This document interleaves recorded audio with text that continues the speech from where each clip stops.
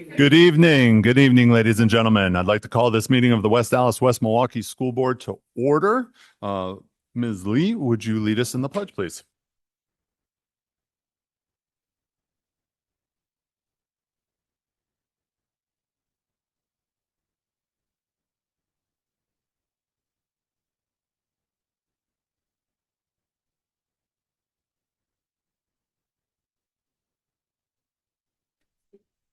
Thank you. And Sarah, would you call the roll, please?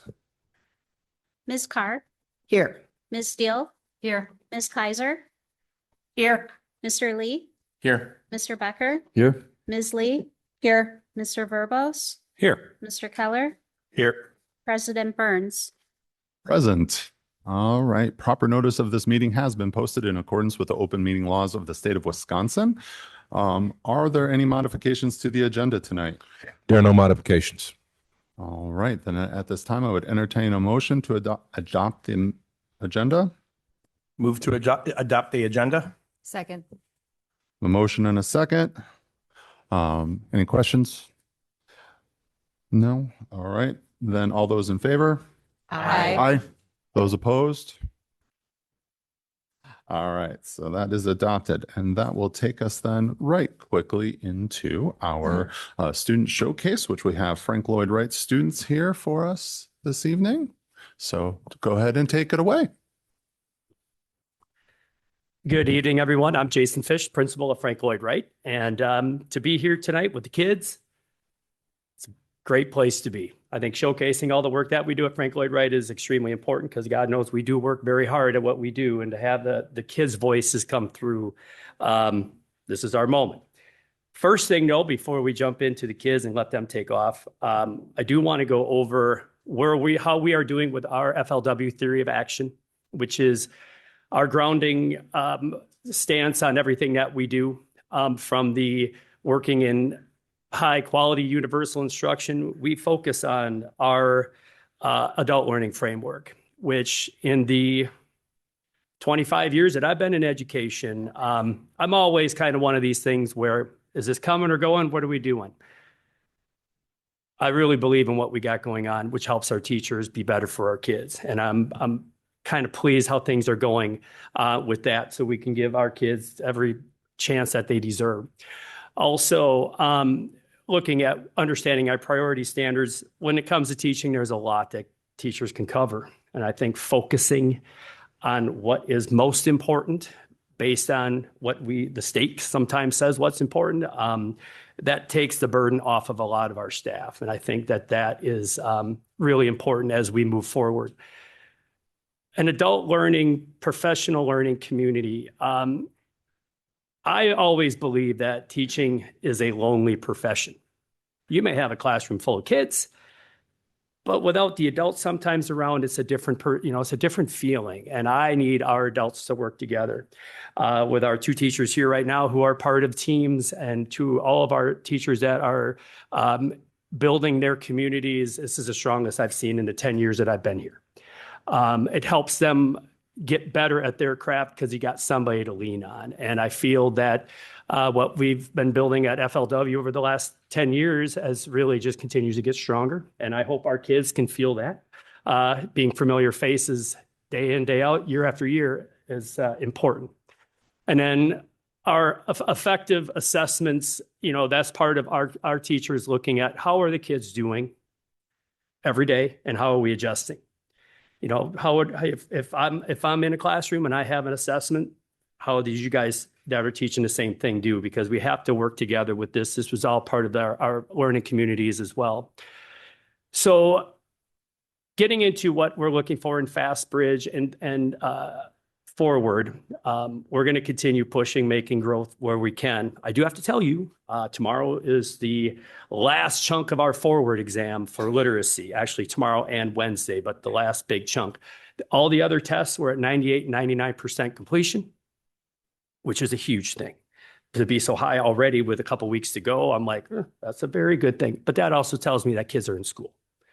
which is what we all need to have and what you need to hear and what I need to hear and so on and so forth. So, but I just want to give you a quick update of where we are at with our theory of action. Again, it's a huge foundation for me. It gives clarity. And I hope for you guys as well, you can see what we're going on. But that's enough of Mr. Fish rambling, I'm sure, guys. So I'm going to hand this over. I'm going to let Miss Chaika, one of our rock star, and I say one of our rock star art teachers. She's going to be up here explaining all this, but I do have to give a quick shout out. Our other rock star teacher, art teacher, Mr. Melster. Tomorrow is 414 Brewer Day, and his design was to be shown on 10,000 t-shirts tomorrow. So it's a big deal for him. He's been, on the news and stuff, and I always want to give him a shout out because that's not easy to do. So again, supporting my people. All right, come on up, Miss Chaika.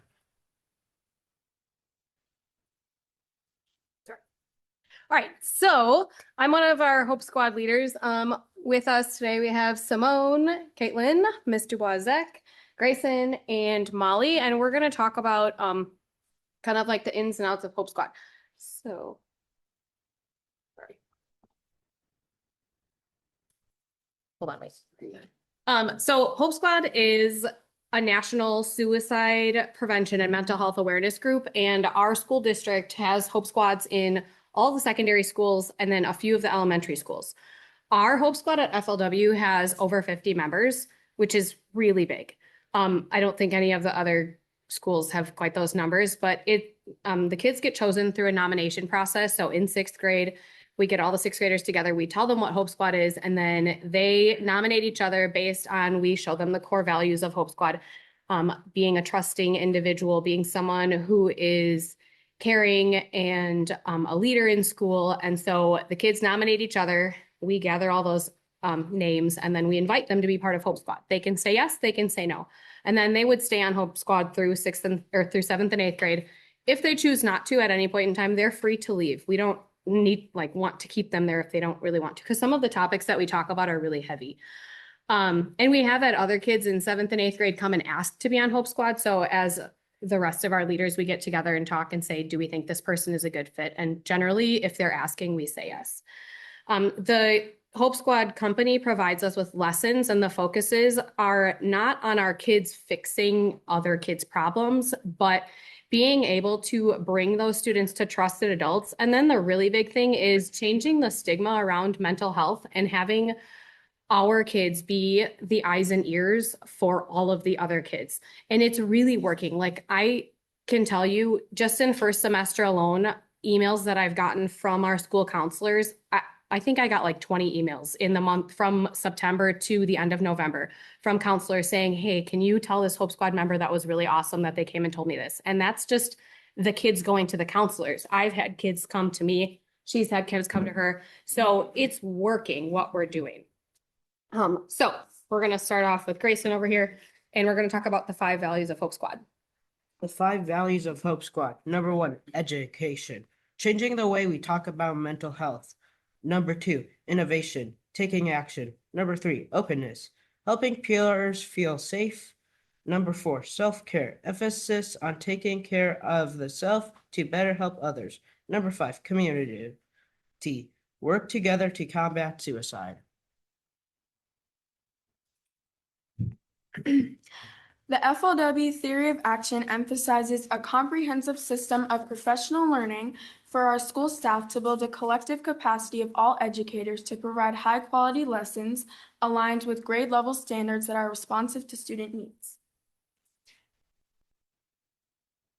How does the work we do align with our school's action plan, the district's focuses, and Hope Squad values? The 2025 to 2026 WAWM Road Ahead Map. Universal Social Emotional Learning, SEL, screening will begin, along with the targeted supports to promote student well-being. WAWM Portrait of a Graduate, Core Strength, Unlimited Potential. Hope Squad prepares learners to achieve proficiency in foundational skills essential for future learning and career success.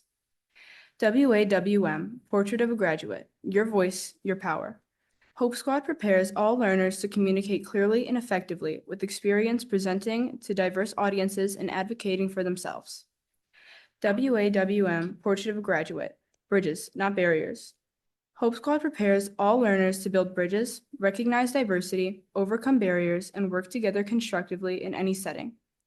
Various state competencies and curriculum standards met: art, physical education, ELA, CTE, and social and emotional learning. Our targeted supports to promote student well-being. Hope Squad members provide peer-to-peer support and receive training to help those seeking it. Hope Squad members are formally trained on recognizing the warning signs of suicide and how to talk to people about it. We also use our training to educate the rest of the school about mental health and suicide prevention. Hope Squad is very involved in supporting mental health awareness. We put on a Hope Week every year at FLW with theme days, messages of hope, and morale-boosting activities. Okay, so for core strength, unlimited potential, this is what our members had to say about Hope Squad preparing them for the future. Sophia D said, "We learned about different mental health disorders, and although we learn about mental health in school, we aren't often taught about the signs of suicide." Maddie F said, "I learned a lot about mental health, like how to help and when to tell a teacher. Also, the lessons help me understand it more for my future." An unnamed student said, "In Hope Squad, we learn about mental health topics that I most likely wouldn't learn in any other class." And lastly, Sadie C said, "I learned that depression is not easy to spot, and Hope Squad teaches me how to see the signs and take action quickly."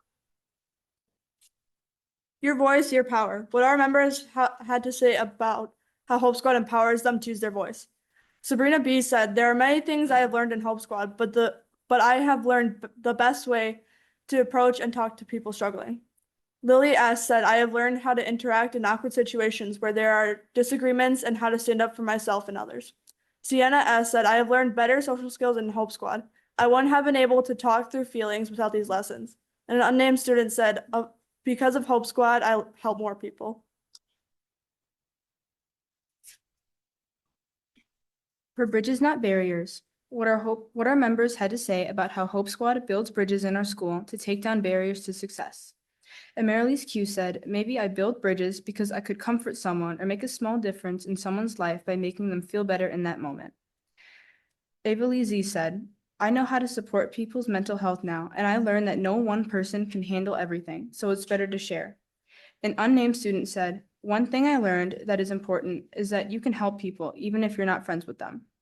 And Kinsley P said, "Hope Squad taught me that checking in on your friends can change their life." So Alignments with standards and competencies. So for art, we have the generate original solutions through artistic exploration and practice. Hope Week messages and activities, coloring for self-care, Hope Squad bulletin board with messages of hope, postcards of positivity for every student designed by Hope Squad. For PE, we have participate in a variety of activities that can positively affect personal health. Weekly lessons in our base group, aka homeroom, share out about highs and lows of our week, school-wise announcements about self-care during state testing. For ELA, write narratives that develop real or imagined experiences or events using relevant descriptive details and well-structured event sequences that organize an event sequence logically. Going through several scenarios that include real-life mental health situations and responding to these prompts in our Hope Squad workbooks. CTE, students will understand and apply the engineering design process to solve problems. Students use empathy to identify real problems and the design process to solve them.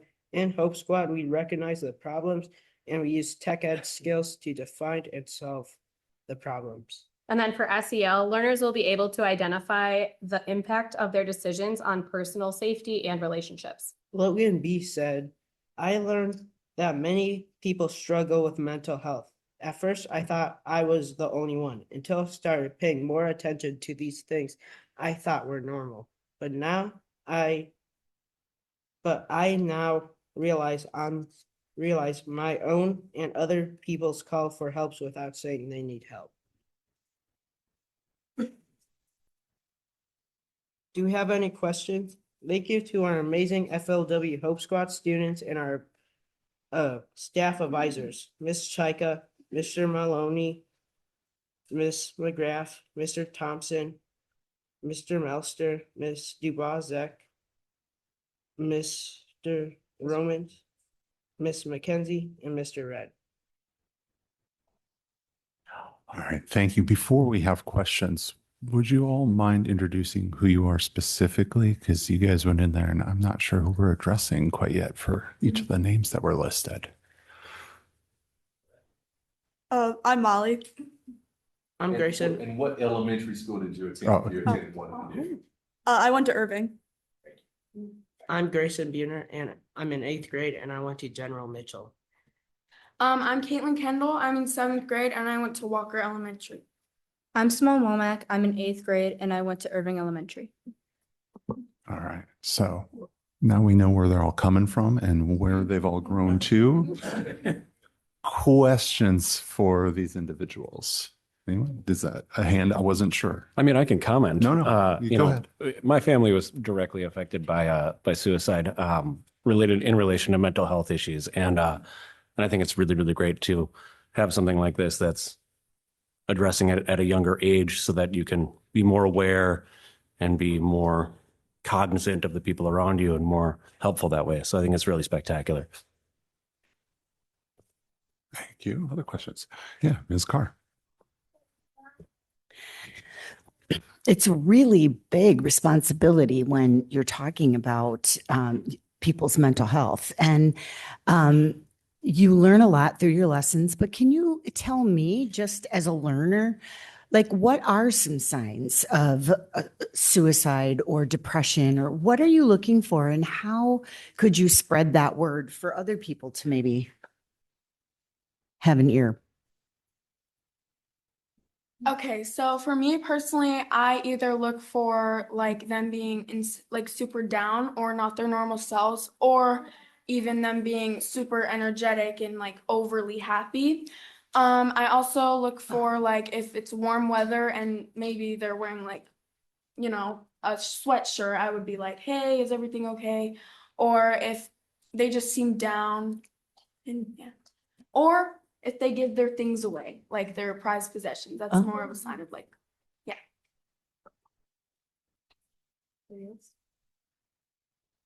Others?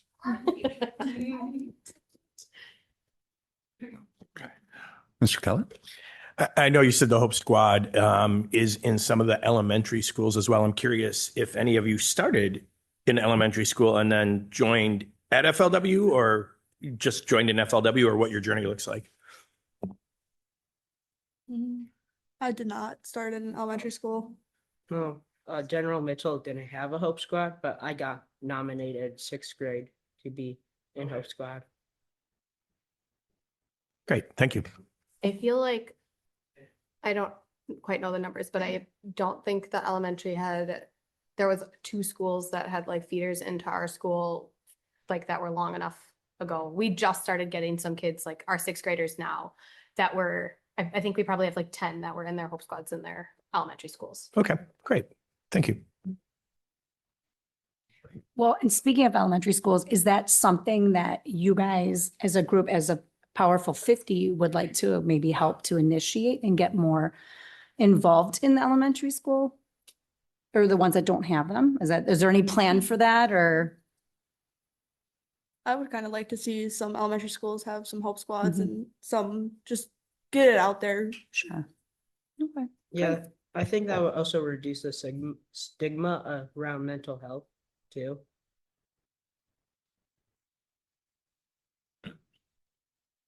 Thank you. Mr. Lee? Yeah, thank you everyone for sharing. I really appreciate you coming here today to talk to us. One thing I know that in some of the quotes that you mentioned, I don't know if any of you are in those quotes or not, but I wanted to know, from being in Hope Squad, is there something that you feel that you have improved upon personally, that maybe something you didn't do before you do now, or you did do before you don't do now because you're in Hope Squad? If you're willing to share.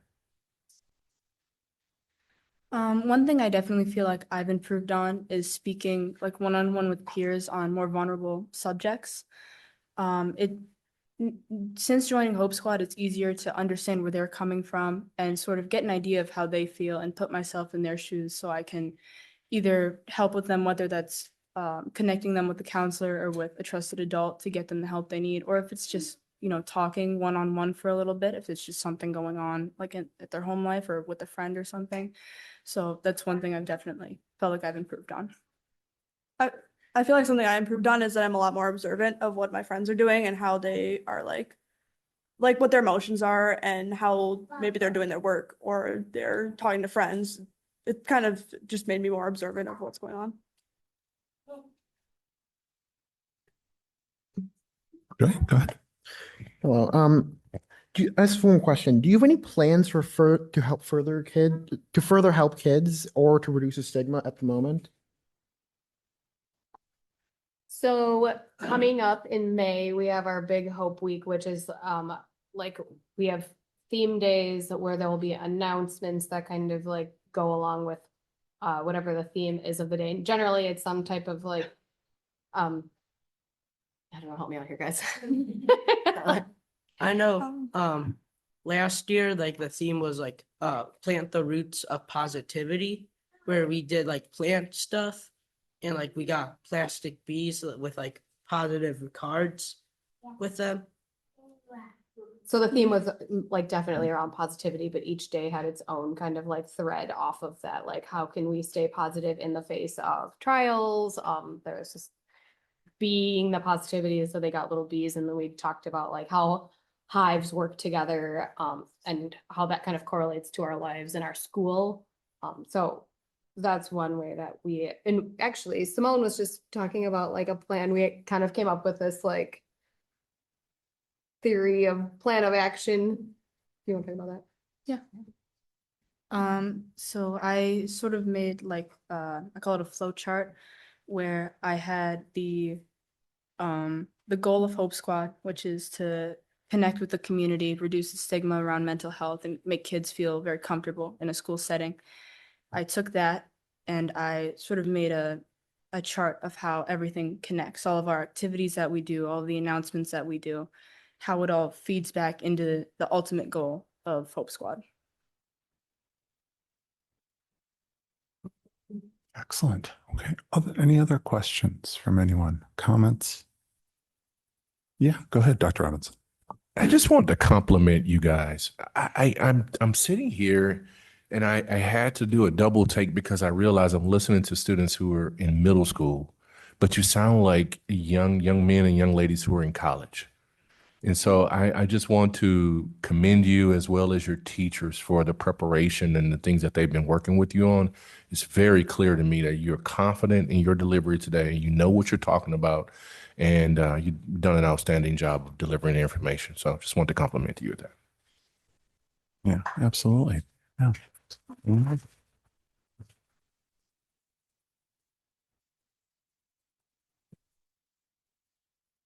Thank you so much for your time. I was going to echo what Dr. Robinson said, but it is awesome to see how well you are able to communicate at such a very public forum on this heavy topic. So thank you so much for your time. Really appreciate it.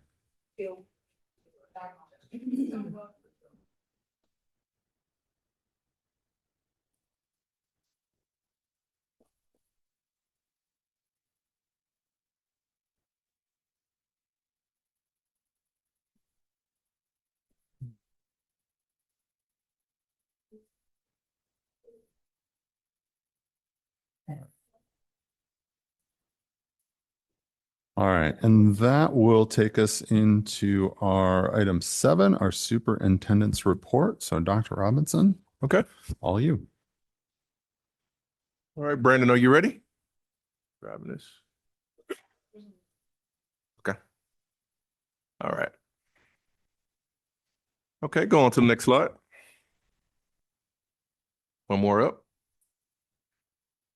Our April celebrations, we have Passover, National Library Week, Happy Easter as well. Happy Administrative Professional Day. I believe it's the 21st of April. I believe that's the date. And Happy Earth Day. And then School Bus Driver Appreciation Day. So those young men and young ladies who are riding the bus, please thank your bus drivers as well and let them know that we are appreciative of them. They have a day this month that we will celebrate them as well. We do have a quick video that we want to show you that will be on social media if it's not on there already. Really just highlighting our elementary music programs. So we'll go ahead and play a snippet of that, Brandon.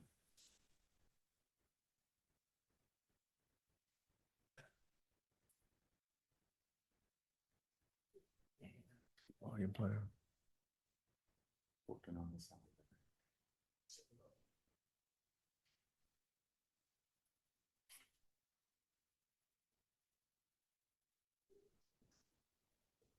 You don't think you can hear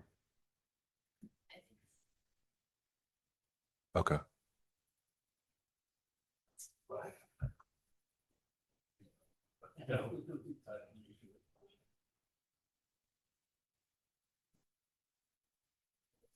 Well, we'll make sure I know that that video should be out on social media. What I wanted to make sure that I say in addition to that video is that while other districts are talking about the cuts that they're making to the arts, we're trying to figure out ways to increase the level of funding for our arts programs. And so we just want to highlight the work that our kids and our staff are doing at the elementary level with our music programs.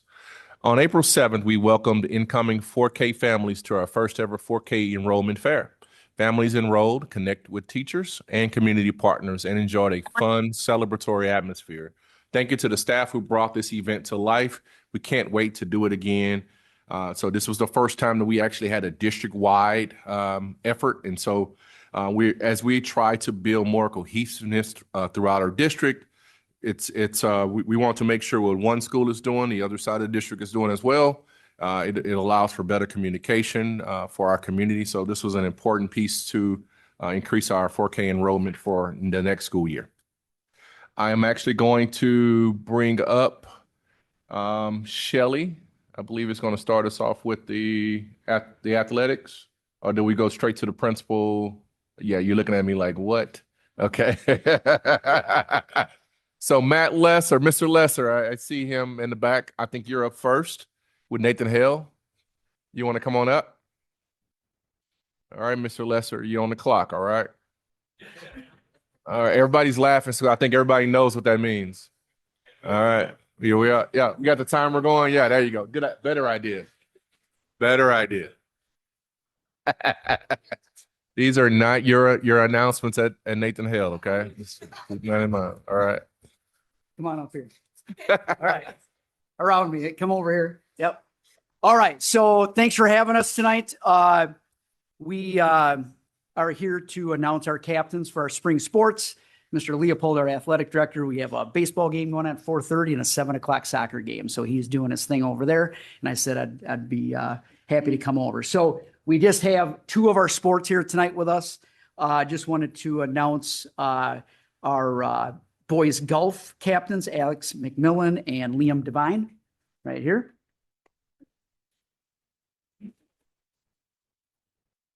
And then behind me, for ladies here, we have the Hale Central Co-op softball team. We have Mackenzie Dent right here, Stephanie Burke on the end, Audrey Wera, and Mara Minier. All right. So that's the squad I have here tonight. So, right. Thank you, Mr. Lesson. Oh, if you're done, we're done. Well, the only other thing I will say. Oh, no. Is I think we're done. I just wanted to say that Nathan Hale, we're having our college signing day this Thursday during advisory. So we have 9 students at this point signing on to play at the college level. So they'll be recognized during advisory. And I see here we got Mackenzie Dent playing on and Alex McMillan playing on. And I think that's what I have down. No, Audrey Wera as well. Okay. So 3 of them before us tonight. So just wanted to share that with you. Outstanding.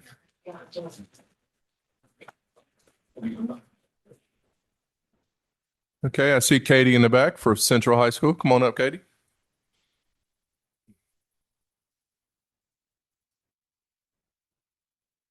Hello? I'm not supposed to touch the mic, right? Done. As long as it's green. As long as it's green, yeah. Okay, all right.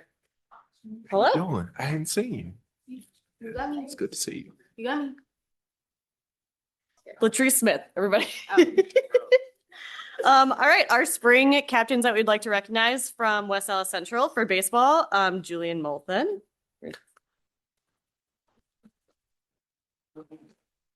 Girls soccer, we have Rain Verdugo Hernandez and Ariela Florentino. For golf, we have Caden Swarmroot and Caden Schaefer Rose, but representing us today is Shay Welch. I also have to give a shout out to Shay. The Woodland Conference actually doesn't sponsor girls golf specifically. It's a fall sport. So all the girls play with the boys in the spring. That's just how it's been done due to participation numbers for a very long time. And Shay's been for a long time, the only female golfer that we've had and has just stuck through it for 4 years. And so she was actually our student spotlight of the week a few weeks ago, just representing how awesome it is to just like be doing her thing, get other girls involved in the sport. And, you know, boys don't have cooties and all that. So just thanks for Shay. So I'll give her another round of applause.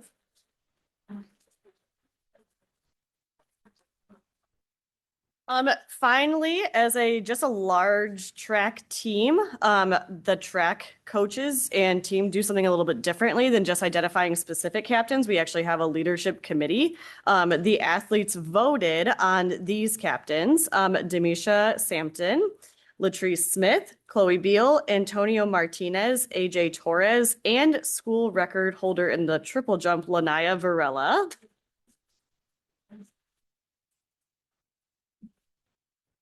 And then in addition to that squad, the coaches then added Jemiah Simos, Brian De Leon, and Diego Loaiza to make out the full leadership committee for track.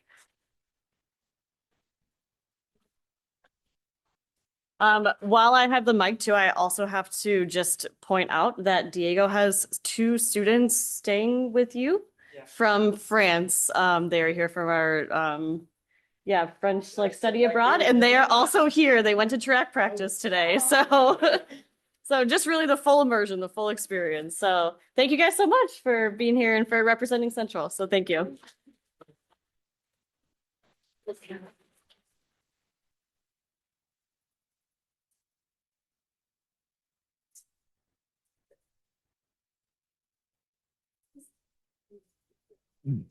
The other students who are visiting from France, are you guys in the back? If you're in the back, would you please stand? Come on up. Do you mind? Come on up. Come on up. They need support. I No, they. We actually have 2 other students that are staying at Central who are from France. Yeah. No. Everybody, come on up. Come on up.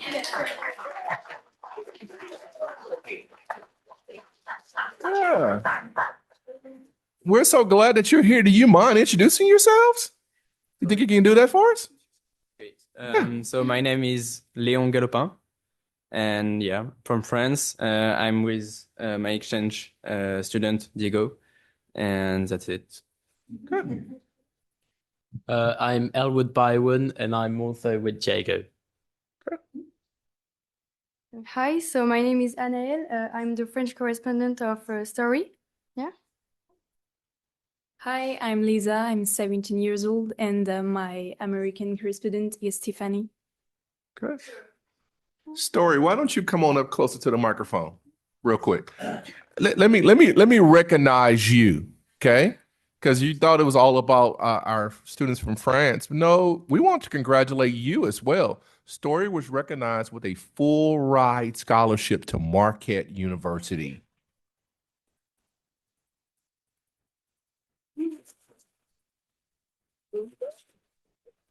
You may have seen Story come in front of the board on previous occasions. She was did a foreign exchange program with Rotary in Thailand for last year, right? Last year.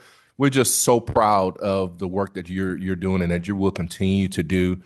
My only thing is I just wish you would bake more cookies. I need those cookies, Story. All right. I need you to get back to baking those cookies, Story. All right. No, that's my joke for tonight. But again, congratulations to you. This is major. Thank you. This is major. Thank you. Thank you. Thank you guys for being here. I really appreciate you guys coming up. Takes a lot to come up like this. Thank you. Yeah. Without warning, right? Where's Connie? I don't see her in the back. Where is she? Oh. All right. I know I'm struggling. I am struggling tonight with my vision. Come on up, Connie. Connie is going to go through a couple of slides for us tonight. We are doing our second round of senior walks, and I asked Connie to kind of prepare a quick run through of what she's been working on. We're trying to create what I would say some consistency across the district with these, and that's been one of Connie's tasks, not only with the senior walks, but also the graduation experience as well. What one school does, we're trying to be consistent throughout the district. So I'm going to have her to come up real quick and talk about the senior walks and then our jump start as well. So the first slide that I just wanted to talk about with our senior walks, for this, I just wanted to give you all a save the date, and that's just what it is, a save the date. All three of our high schools will be going out on Monday, June 8th this year. We are changing it just a little bit where we're inviting community members, alumni associations, and our retirees. And I think Dr. Robinson invited them at our retirement breakfast last year. So this will be going out the first week of May. You can see that Central will be going to Franklin, Horace Mann, and Pershing. Docky will be going to Jefferson and Wilson. And then Hale will be going, they will have two sets of buses going to Irving, Hoover, Mitchell, and Walker. The buses will be divided up. So we wanted to make sure that you had the date as well, so you could put it on your calendar. And please join our seniors going to their prospective elementary and be able to save that time. It's really exciting. We got some great photos last year, and the kids really enjoyed being able to go back to their elementaries or inspire other elementary students to see what's to come. And then our next slide is something that we're calling Student Jumpstart. The year starts here. So we wanted to look at, like, how could we prepare our students for learning that first week of school? We wanted to make sure our families had everything they needed to transition into school before school started. So this will be something that we're working on with administrators to get everything they needed prior to school starting. We've talked to administrators. I think some of you have come up and talked to me about, like, how can we make sure all of our students have everything they need prior to school starting? So this will be 2 separate days at the high schools, August 14th and August 21st. They can come in, they'll get everything, their class schedules, they'll get textbooks, Chromebooks, lockers, locks, they'll get their iPad, or Chromebook, I'm sorry, for the high schools, yearbooks. All the parent groups will be involved.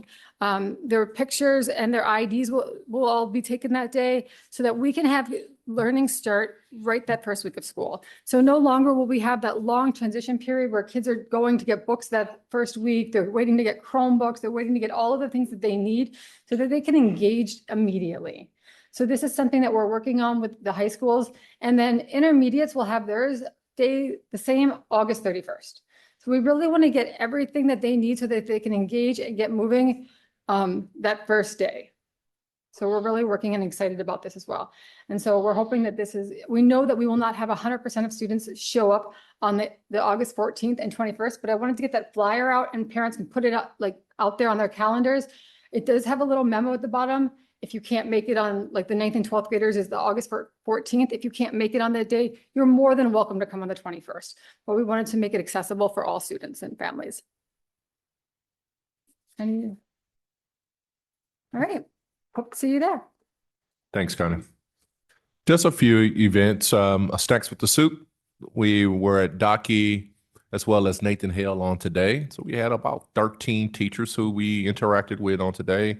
Variety of questions and comments around compensation model, as well as dealing with instructional practices. And so it was pretty good conversations all the way around. Instructional rounds, our partnership meetings with Ascension, as well as Johnson Controls, West Dallas Rotary Club meeting, and then a student advisor group, The Voice, met with them as well.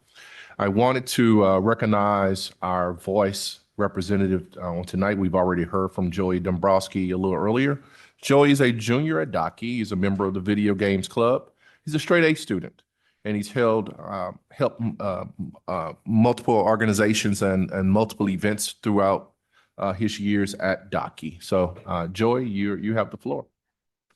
Thank you, Dr. Robinson. Firstly, I would like to bring attention to we have completed our ACT and pre-ACT testing, with completion rates being 100% and 97% respectively. We are confident that we will see higher scores than last year. We also recently had our French foreign exchange student join us at Docky, and we were very excited to have him. Unfortunately, he did not show up here tonight. We also participate in the program called through MATC called Start College Now. The students in the program have the opportunity to take college classes while still in high school. This year, Docky has 8 students participating who are on track to complete 20 classes. Next year, Docky will have 10 students participating. We're very excited for them. Also, we have formed our own unified basketball team. The Unified Sports Program, which this basketball team is a part of, is a program where the Special Olympics, where students with and without disabilities can play sports together. In previous years, Docky students played on a combined West Allis team. However, this year, the majority of players are Docky students, officially making the team colors purple and white. The team has 2 more games to play before they had to compete in Division I Unified State Tournament at the end of April. So I wish them the best of luck.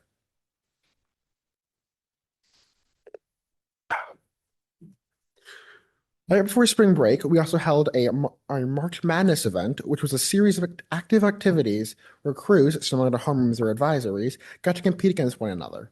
This year, the crew that is run by Ms. Etzman won, so they got a temporary trophy for their efforts called the Crew Trophy, or the Crew Cup. And Docky's attendance continues to be the highest it has been, with consistent growth.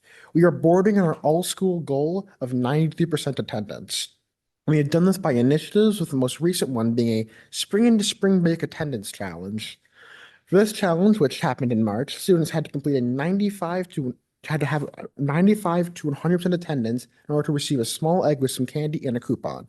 All qualifying students received their egg, with one student, chosen at random, to receive the big egg, which allowed you to get a special lunch paid for by Mr. Gels of your choosing. And Docky will be having our second and final exhibition night for the 2025-2026 school year on Tuesday, June 9th from 4 to 7 p.m. During this time, we share our best/favorite projects that we have done during the second semester of school. Everyone is welcome to come, and I expect great projects from all our students such as the same happened in the previous years. Our school store, the Phoenix Market, continues to be stocked full of items that are 100% student-made. It's filled with all kinds of Docky-themed merchandise, like this water bottle I have right here. And you can even buy some yourself if you go to parent-teacher conferences or if you go to exhibition night. Finally, for the second year in a row, I'd like to be holding a graduation ceremony at Docky. The students and guests arrive at 6 p.m. for a reception, with the official ceremony starting at 7. Another part of the graduation ceremony is our senior dinner, which is full of activities, food, and other surprises. Does anyone have any questions?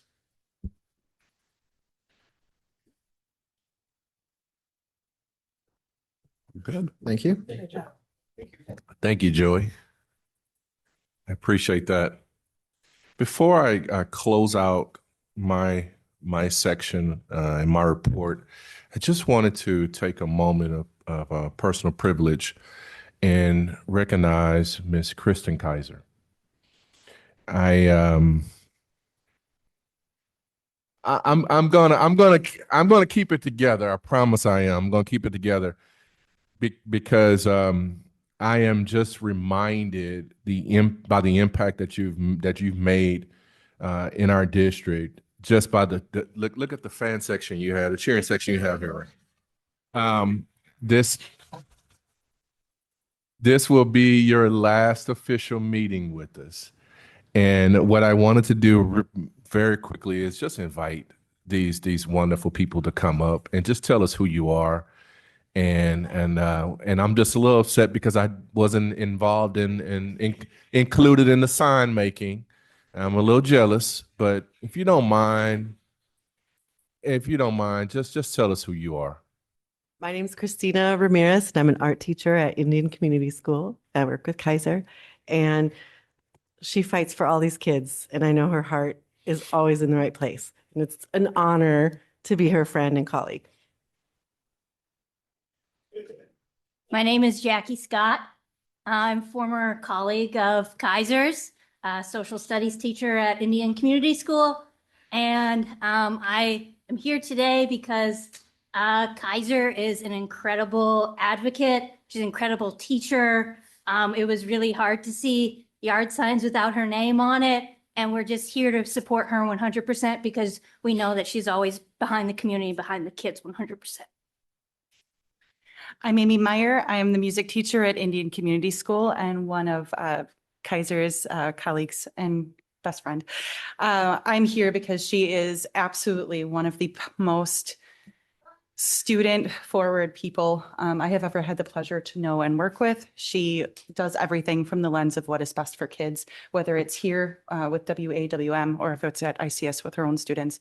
She really is a force of nature.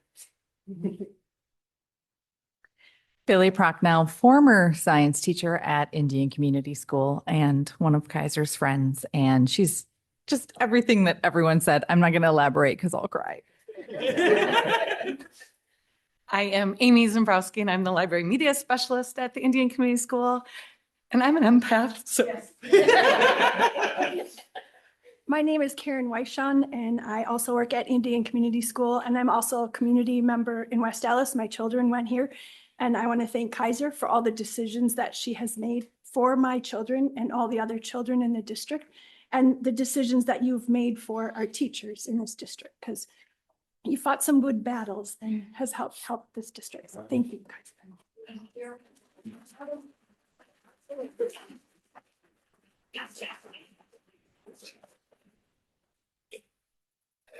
Wow. When I decide to retire, I just want to have friends just like you who will come and say it all. And you guys have said it all tonight. That the sign you're holding up that says Kaiser cares about all kids. That to me, it captures every single thing that I could possibly say about Miss Kristen Kaiser. The only other thing I would say is this big University of Houston Cougar was cheering for UConn last week. Only because of Kristen Kaiser. Only you will make me cheer for UConn. Okay. And I told my wife that. My wife said, "Why are you cheering for UConn?" I said, "That's Kristen Kaiser's school. I have to cheer for them tonight." So that is a true story. Again, this is from a diehard University of Houston Cougar. I will remain a fan of yours. And this is not goodbye. This is just so long, and we'll see you later. Trust me, I will be bugging you and calling you and asking you, ask Mr. Sickich. I still call and would invite you out to just come and have lunch. That's what I will want us to continue to do. Okay. Thank you so much. I'm sorry, I didn't mean to steal your thunder. Yes, no thunder stolen. I might need a minute though. That concludes my report. All right. Thank you so much. With that, we're going to move into our public comments at this time. So at this time, if anyone would like to address the board, you may sign up in the back of the room or in the Zoom link in the chat. Introduce yourself with your name and address. You have 3 minutes to provide comments. The board cannot discuss, debate, or act upon any item addressed during the public comments portion of the school board meeting. Follow-up may be provided by the superintendent at the next regularly scheduled board meeting. And with that, I have currently no one signed up, so we'll give it a moment to see if anyone signs up in the Zoom link or jumps up and races to the back to sign up. Hello, it may be a little difficult to sign up on the Zoom link. I just wanted to say thank you to Kristen really quick as well. Justin Blinsky of West Dallas. This is Lincoln. We're doing some stair climbing to wait for this moment. So just thank you for all your service. Thank you. Thank you.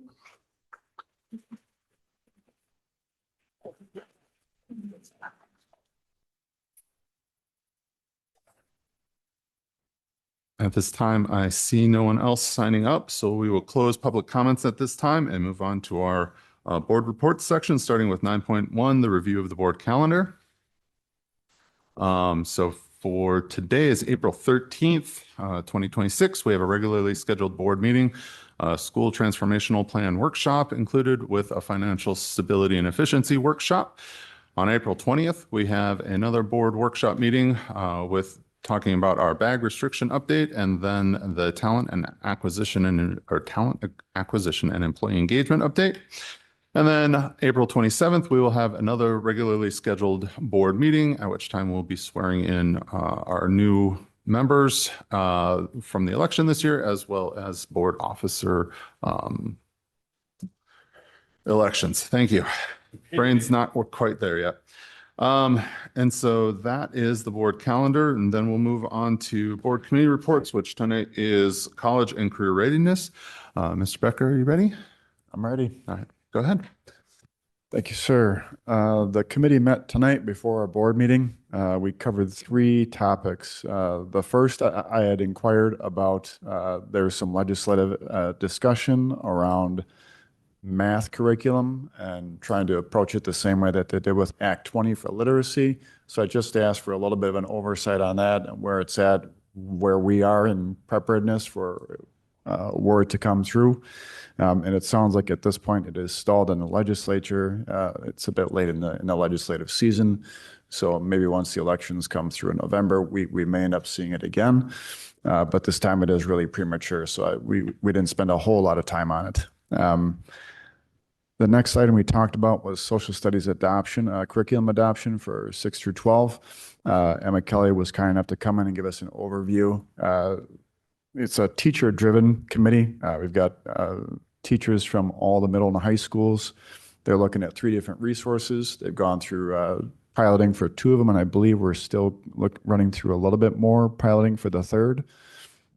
But we had a nice understanding of the rubric, how they're looking at them. But I think it's a nice indicator of the continued commitment to processes and regular review of our curriculum. The third item we talked about was the high school bag restriction, which, as we just heard, we're going to have the workshop on the 20th. But it was good. It was a nice iteration on what we heard the first time. We heard a little bit more about assessing what are some possible solutions for questions that came up in the community survey and at the board discussion. We saw some options for potential clear bags.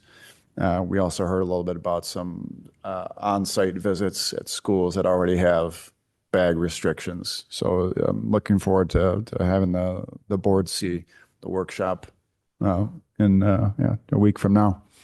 Yep, that's all we had. All right, thank you. Questions for the committee? Yes, Jane, go ahead. Sure, do we have a timeline for the social studies curriculum implementation? I did mean to touch on that. Thank you.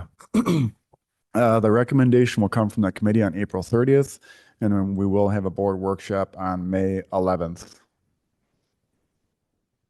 And I did miss my emotional note. I got kind of caught up in the folks talking about Kristen Kaiser. It was Kristen Kaiser's last committee meeting, so and she was contributing to the end as well. And we even have a future item for discussion that'll be coming to committee due to Ms. Kaiser's contribution.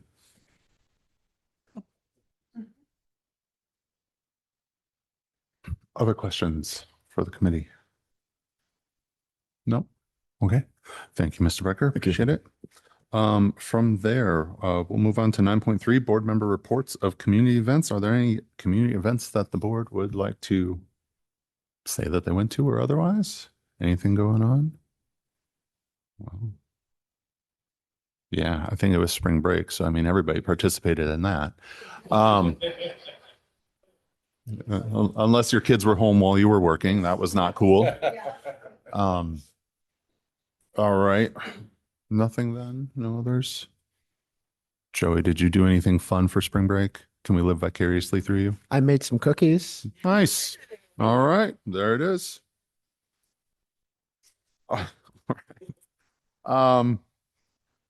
Seeing no other things with that then, and thank you, Joy, for the contribution there. Are you going to bring them in next time you come to share cookies, or is this? Unfortunately, this is my last board meeting. Oh, so- no. All right. That will take us to 9.4, other updates and information. And tonight I do have 2 things. This one.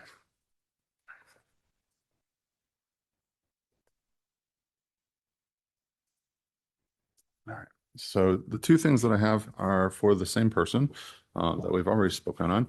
And so first that we have is for Kristen Kaiser. We have a WASB certificate of commendation that they have sent for your time in service of the board and schools. So this is one piece for you. I'll be over in a sec here. Yep. Let me hold it together. I'm actually not going to read on that. Oh, that might be too much shaking.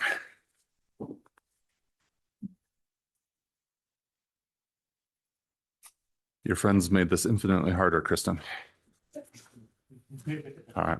So what we also have with Kristen leaving the board here, we have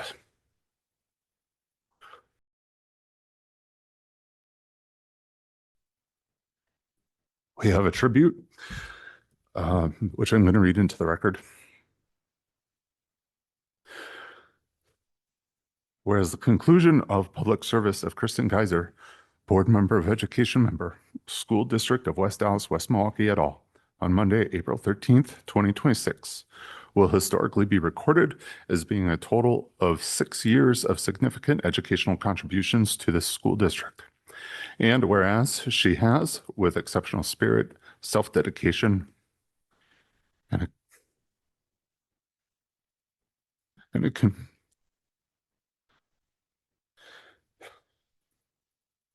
a community-minded philosophy, contributed significantly to the development and enrichment of the educational and recreational programs of this school district, to the end that those who have participated have grown in knowledge, skills, and the enjoyment of living. And whereas during her tenure of service to the school district and community, she did provide strong leadership, guidance, and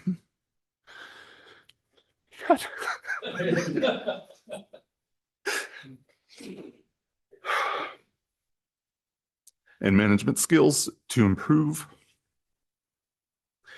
the instructional and recreational programs while filling the following positions as a school board member: treasurer, 4 years; clerk, 1 year; committee chair, financial stability and efficiency, 3 years; college and career readiness, 1 year; communications and community relations, 1 year; community vice chair, college and career readiness, 2 years; communication and committee relations, 1 year; financial stability and efficiency, 1 year; committee member, college and career readiness, 3 years; board of control, CISA 1 year; delegate for WASB, 5 years; and CISA 1 for 1 year. Whereas her example of public commitment, unfailing energy, and intellectual curiosity has provided inspiration and admiration to all whose lives have been touched by association with her, and in particular to her many Board of Education colleagues and members of the educational profession. Now, therefore, be it resolved that we, the members of the Board of Education of the School District of West Dallas, West Milwaukee et al., honor this woman for her notable contributions to the field of public education and public recreation by her self-dedication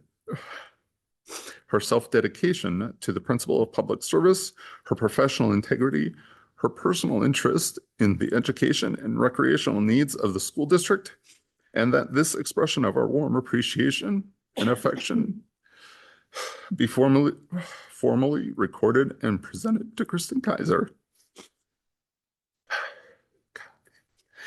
And be it further resolved that a copy of this testimonial be formally recorded into the official minutes of the Board of Education of the School District of West Dallas, West Milwaukee et al., with the current board members of Joe Becker, Brendan Burns, Jane Carr, Amy Deal, Brian Keller, Rebecca Lee, Noah Lee, John Verbos, and Superintendent of Schools, Dr. Terrence Robinson.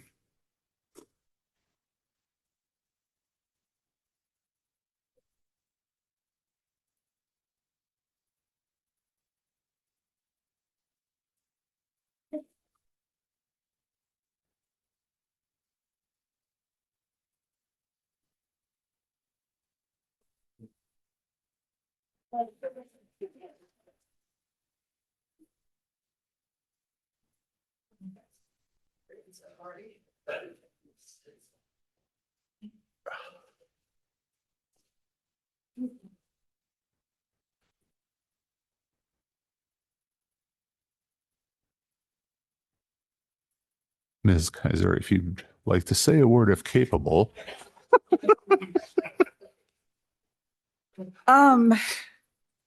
So 7 years ago, I was part of a group of people learning how to run for office, and they said, "Well, what do you want to run for?" I'm like, "I'm gonna run for mayor." And then I don't care about potholes. And then I was thinking, like, what do I love? And I'm like, I love being a teacher and I love public schools. And so I dedicated myself to this. And then COVID was during our thing, and meetings would go to 1 a.m. practically. I did not know I was getting myself into. Where we've gone in just 6 years is absolutely phenomenal. I will defy anyone that we don't have the strongest board in the state of Wisconsin.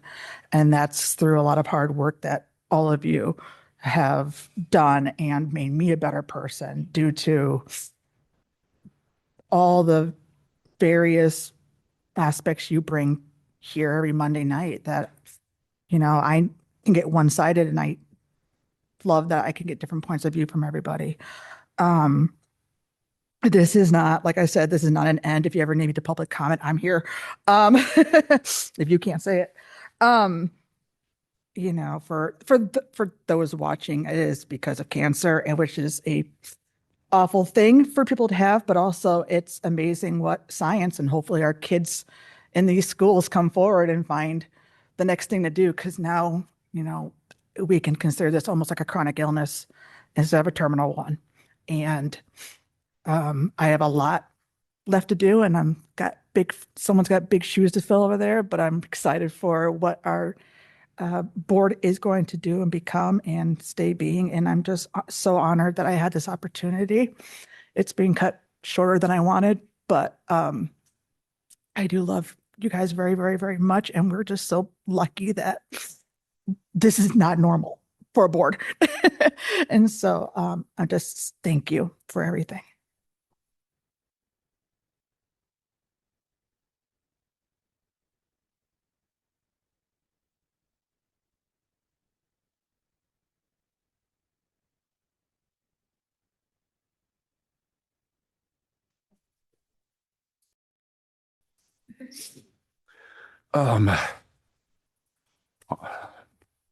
From there, we will move forward with the rest of our agenda here tonight.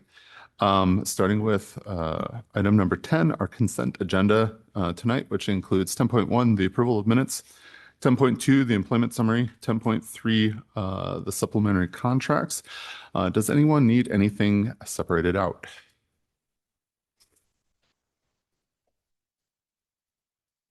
All right, seeing that, at this time, I will entertain a motion then. So move to approve 10.1, approval of minutes, 10.2, employee summary, 10.3, supplemental contracts. Second. I have a motion and a second. Is there any discussion? Seeing none, all those in favor? Aye. Those opposed? All right, that passes. Thank you very much. And then we will move into item number 11, starting with 11.1, our school transformational plan proposal with Dr. Robinson, Mr. Norris, Ms. Barrage. Yep, I'm good. Pause.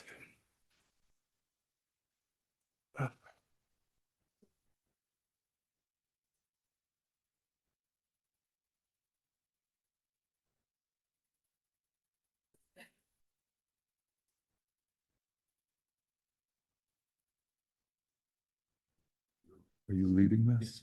Okay. Yep. Well, actually, yeah, no, go ahead. Okay, so we have been working since November on presenting a plan for you that would address what we would say is some of our historically or underperforming schools.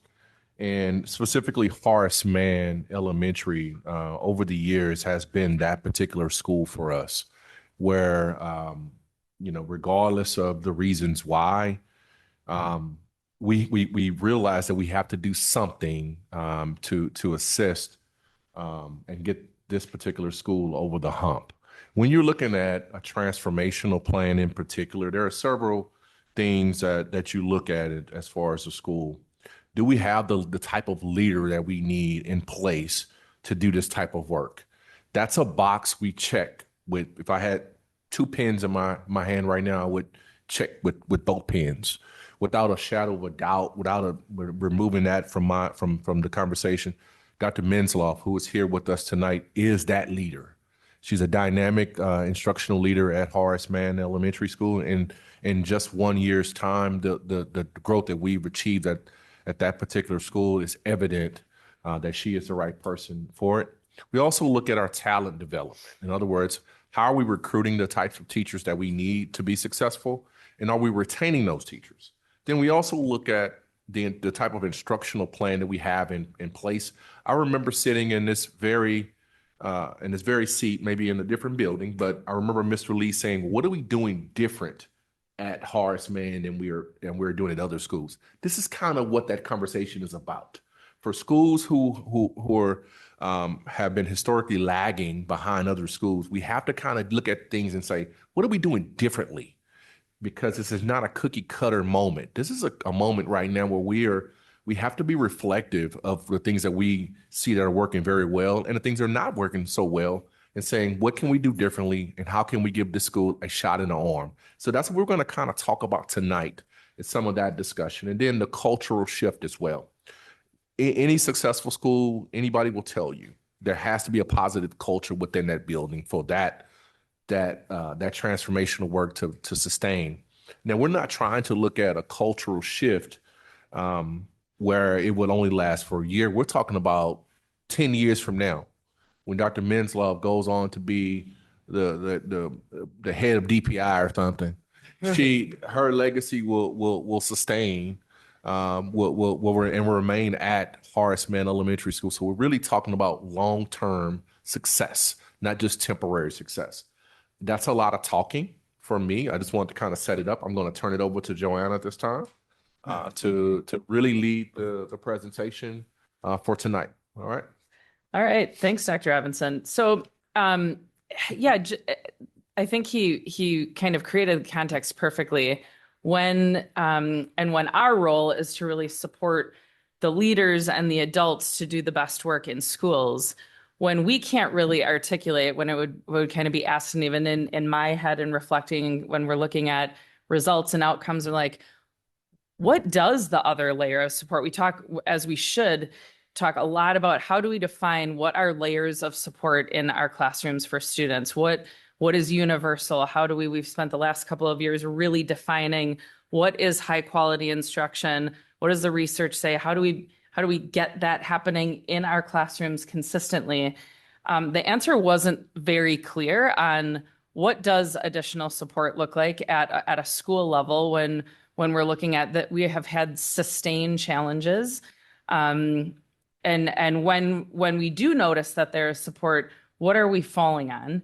So we took some time, and it's been a number of months since early fall, I would say, to really look at the research. We wanted to avoid being reactive and be responsive, right? Like reacting is like emotional, it's quick, it doesn't have the thought behind it. And we really wanted to create what would be the framework, what is the response that we have in place so that we say, okay, what does a building need? What would the support look like? And what does the research say around what's effective, right? Because we're not the first district who's had schools where like, gosh, something else needs to happen. We're just not sure once or what. So before we start kind of generating ideas or throwing things and hoping it sticks, we really wanted to look into what works. So we referred to about there has been a significant amount of research over the last 2 decades around what's sometimes referred to as turnaround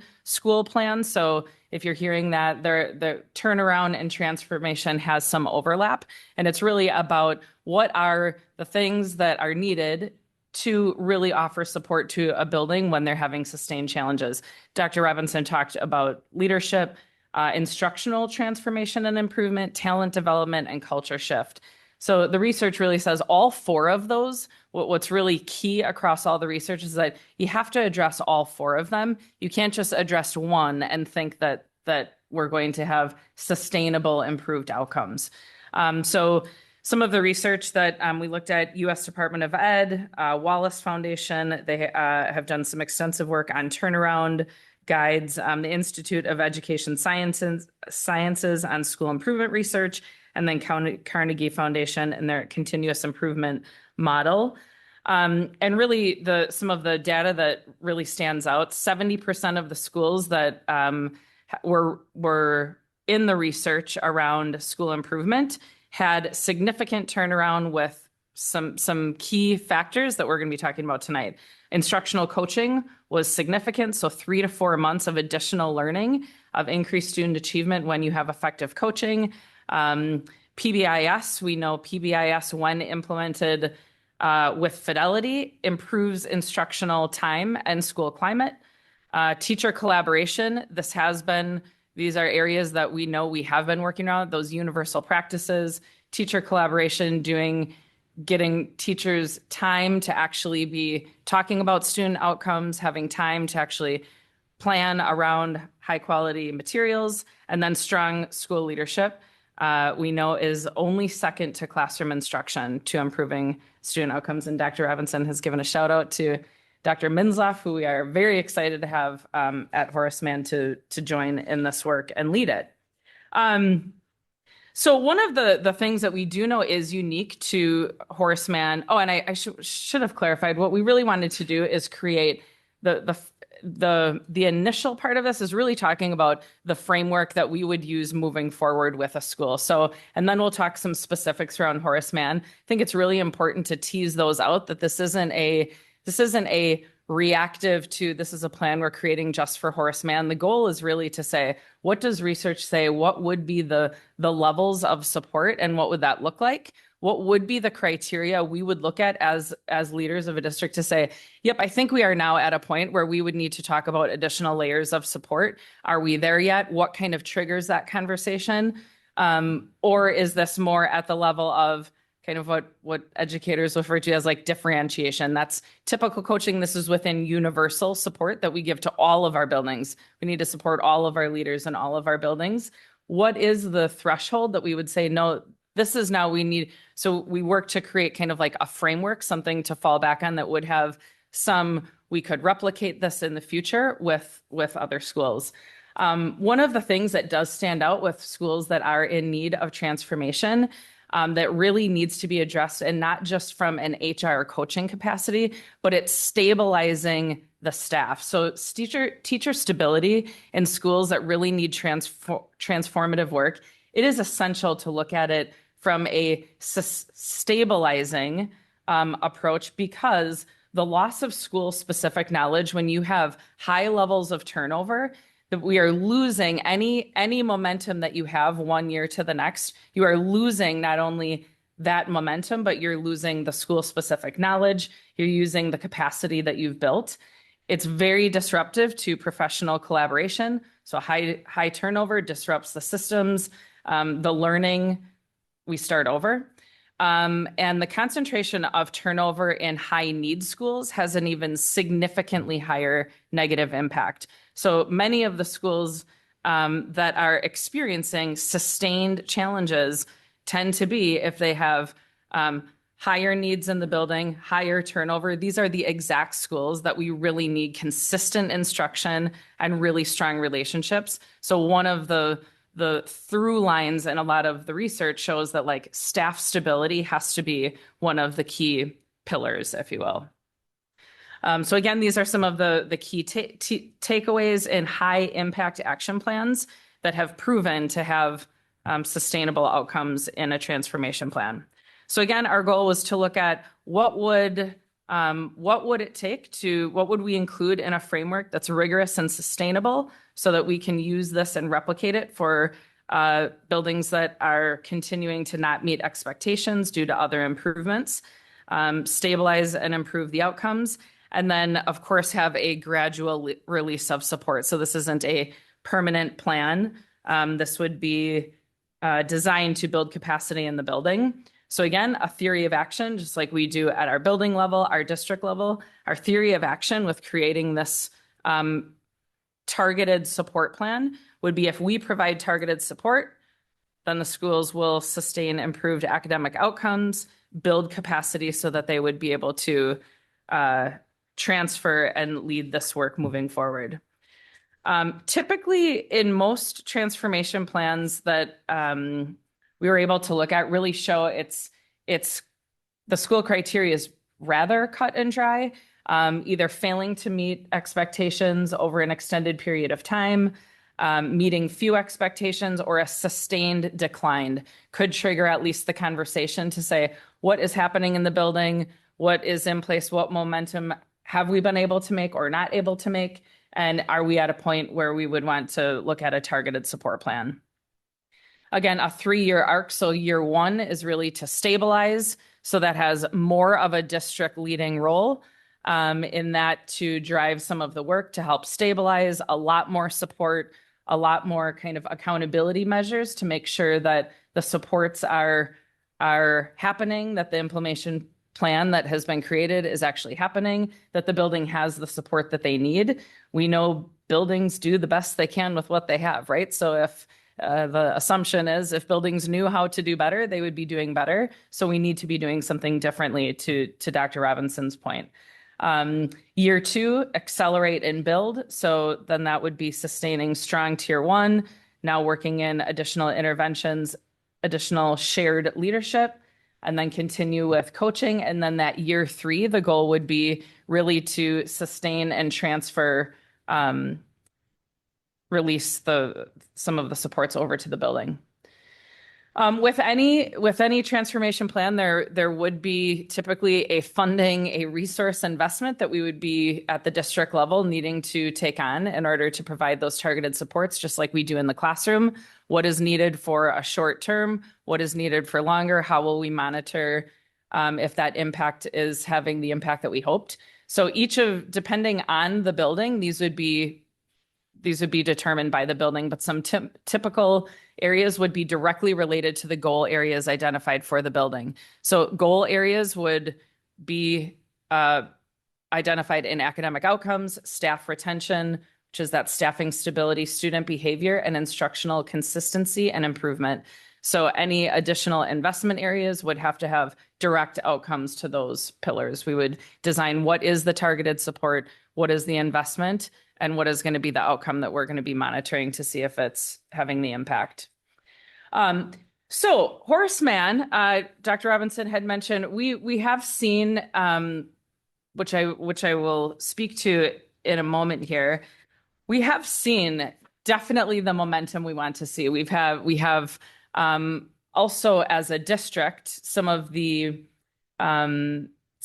identified in the last couple of decades, some of the identified barriers that have been identified as why a transformation plan may not work often come with some of the other things that we have been working on for the last couple of years. So if there is a lack of district alignment, lack of district clarity and consistency across buildings, so all of the things that we've been working on, it was great to learn that these are really foundational pieces that have to be in place. So they're really, for lack of a better phrase, they are well primed we are well primed as a district, and they are well primed to have some of the foundational things that are necessary for a support plan like this to really help accelerate the outcomes. But as you can see, just as a comparison, Horace Mann is making gains. Their school report card data is going up over the last 3 years, but as you can see, it's significantly lower than the other elementary buildings. And so at this rate, if you kind of project rate of improvement, it's going to take a significantly long time at this rate to be in the same kind of ballpark for numerical score, which is also impacting where they've been meets few, and meets few the last 3 years. With that growth, it's going to take a significant time to reach, 60s, 70s, and upper 70s for some of our other schools. Staff stability and retention is an area that we want to really address in this plan. As you can see, just since Dr. Minzlaff has taken the lead at Horace Mann, 26% of this year's staff is brand new, and last year was 20%. So as you can see, she's hired just this year alone 17 staff members and 11 last year. I grabbed 2 of our larger buildings just as a random. At Jefferson has hired 8 new staff members this year, and last year was 10. Walker was 6 this year, and last year 4. So as you can see, when we talk about that stability in a building and the building, not only just relationships, but the knowledge, the school knowledge year to year, as well as the instructional leadership and the amount of coaching and support that our staff members need and deserve. If Dr. Minzlaff is spending this much time hiring throughout the year, that's obviously going to have an impact on the quality and level of support and coaching, which she is doing an exceptional job of doing. But this is an area that certainly stands out from other buildings. Some other comparison data that we just thought was important to kind of paint the picture. Here are the other elementary buildings. And as you can see, in every area does show that this is a building that still continues to have some challenges that need us to take a look at and provide some more support. So their rate of attendance, for example, is lower than the other buildings. And as you can see, the reason why that's also important is they have 132 students as of last week that have 10 or more absences, compared to another building that's only 20 students less. Irving has only 65 with 10 plus absences. So if the kids aren't in school, it's going to be very difficult to make the growth and the gains, right? To get the momentum we need. So attendance is something we want to look at and offer some more support. Their special education, students with disabilities, has increased significantly. So it has gone up 11% in just a matter of a couple of years. So in 5 years, the students with disabilities has increased by 11%. In 2021, it was at 20%. And it was only 18% in 2018. So that's a significant increase in which the staff, we need to build capacity to make sure that our staff is equipped with the resources and the support to make sure we're meeting all students' needs. Joanne, I just want to provide some context on that percentage number you just gave us.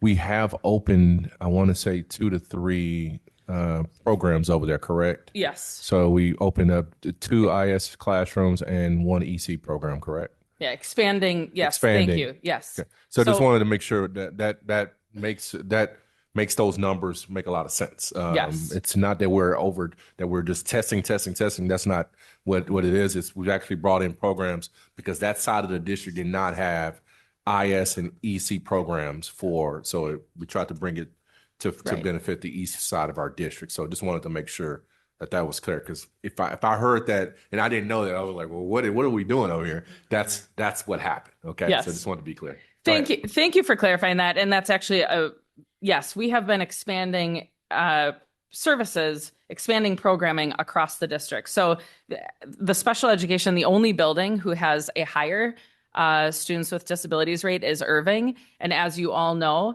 that is slowly decreasing because we have an active plan to be expanding programming in other buildings so that there isn't a pocket of such high needs in one building, to ensure that kids have access to programming and the services they need across our district. Ideally, we would be able to meet all students' needs in every one of our buildings, but obviously having to do some level of programming in kind of neighborhood pocket or regions, as we have now. We have increase that across other buildings. I do think it's important to note, though, we have expanded programming in other buildings, and they are not hiring at this rate. We have not had this level of, so it is an anomaly in that way. As we expand programming, it isn't having the impact in other buildings as it is at Horace Mann, which is just something for us to be aware of.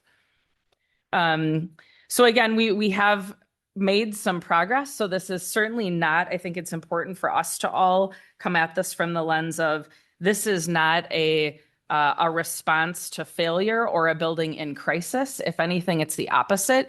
We have now the things in place that are necessary for a plan like this to really accelerate the growth that's already happening. We're seeing an increase on the report card. It is just still smaller than we would like to see.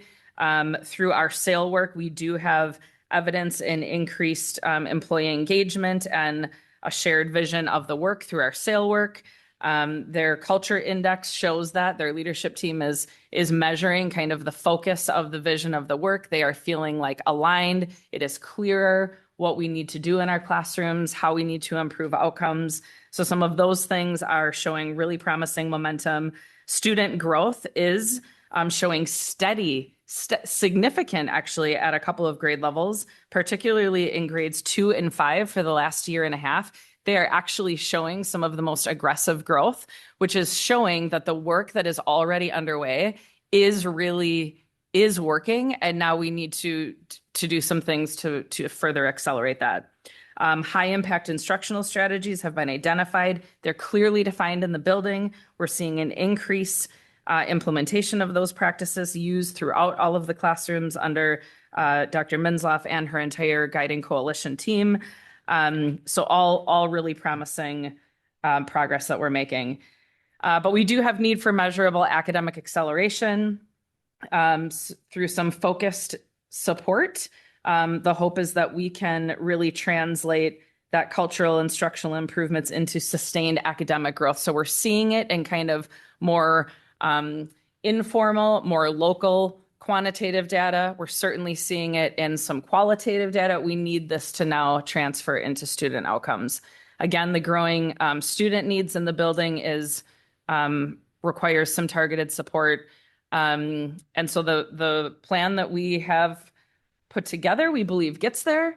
So this follows, similar to what we just talked about, a 3-year arc. This is just specific to Horace Mann, which I will talk a little bit more here. So in our transformation plan, what we are proposing, we've targeted, I'm going to go to this first. So we have really targeted academic outcomes and instructional consistency. What are the targeted supports that would be needed there? What is needed for staffing, retention, and stability? And what is needed for student behavior and attendance? So these are some of the key pillar areas that we're looking at. So in our goals, we would be looking at state report card forward exam. Our fast bridge growth is what we would be setting goals and measuring using our baseline data at the end of this year to set goals around student outcomes and instructional consistency. We will be looking at staffing, retention, and stability through our turnover rate, our climate surveys, and our staff absentee rate, and having specific goals and progress monitoring around student behavior and attendance. So looking at number of students who have social and emotional support plans, the rate of their improvement and progress, as well as office referrals and attendance. So those are the 3 target areas in the plan. We are looking at an additional staffing increase in order to provide additional instructional coaching. We would be adding 1 instructional coach to increase the frequency and quality of feedback for all of the teachers to stabilize particularly the number of new staff we have at the building, but really it's that instructional consistency. It's not just new staff. It's really ensuring that all of our staff are kind of leveling up the entire system, which we'd be able to do with that additional instructional coach. 2 additional general education teachers. That would bring us to 3 sections per grade level. So again, that staffing stability currently, if we have teachers moving grade levels every year, we are unable to get that stability that we need. So our plan would include trying to create as much stability as we can for the 3-year plan to keep people as we're building their professional capacity, professional knowledge, and through coaching, and try and keep teams consistent as possible. And then an additional dean of student, well, an only dean of students. We don't have any dean of students, but we would be adding to the administration team to really focus on the multi-layered systems of support, otherwise referred to as MLSS, which is going to be a district-wide focus. So it would be giving them some additional support in that building to get that really stabilized in the building, with hopefully a strong preference to have a licensure in special education to help with IEP compliance and help coach both gen ed and special education teachers to make sure that we are meeting our needs as best as possible and IEP compliance. And lastly, the other supports that are not additions, this is just using our supports and current staff really strategically and targeted. So in academic outcomes and instructional consistency, we will be having targeted monthly professional development kind of from a district level. So currently we do district level, again, for everybody. Everyone has district PD days. This would be in addition to what we offer to everyone during our professional development days, monthly topics that would be determined in conjunction with the leadership team, with our transformation support team, which is HR, teaching and learning, and student services. We'll be sitting on that, as well as myself with Dr. Minzlaff and her leadership team every month, going through what exactly are the topics that we need to cover, who needs to take some of the relief from the building and be here to provide that professional development and training directly. In addition to that, we will have a quarterly larger full transformational leadership team. And that will be the same people who sit on that monthly team, but it will also include Aaron Norris and Dr. Robinson and whoever else needs to be at that table to have like other brainstorming, other accountability, what action steps need to change so that the building feels supported and that we can start seeing the outcomes. And then student behavior and attendance, that would also be supported by the PD that we would be giving specifically around MLSS and to special education department and student services. Anything else to add from the rest of the team that I didn't cover? Erica, do you feel like that covers everything you were? Just wanted to add some additional context. So I'm not sure how long ago it was, but Joanna is the former principal at Horace Mann. So she's not only talking as a leadership coach, but back in her younger days, she was actually principal at Horace Mann. Still really young, Dr. At her younger. Hey, I know. It was, I don't know how long ago it was. So you were younger then, right? I mean, yeah. I was also a teacher. I was also a teacher. Started my career at Horace Mann. Your same age now as you're younger. Okay, come on. It wasn't being disrespectful, but I just wanted to bring that context in here because you've seen both sides of it and you understand, the things that go on in that particular community, in that neighborhood. And, you're working now from the other side to help Dr. Minzlaff battle some of those same things. So just wanted to bring that for the group.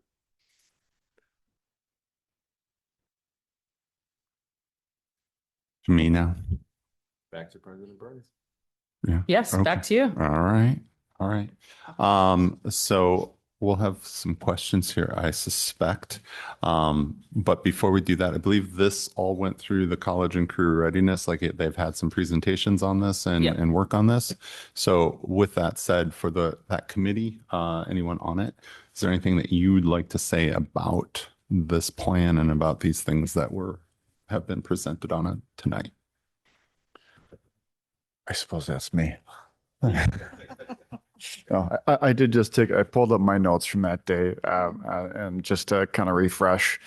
I think, again, just the same kind of thing I was saying before. I think it's the commitment to really specific measurables, specific roles for the school, the district, and understanding what that transition looks like. I think that was really important. I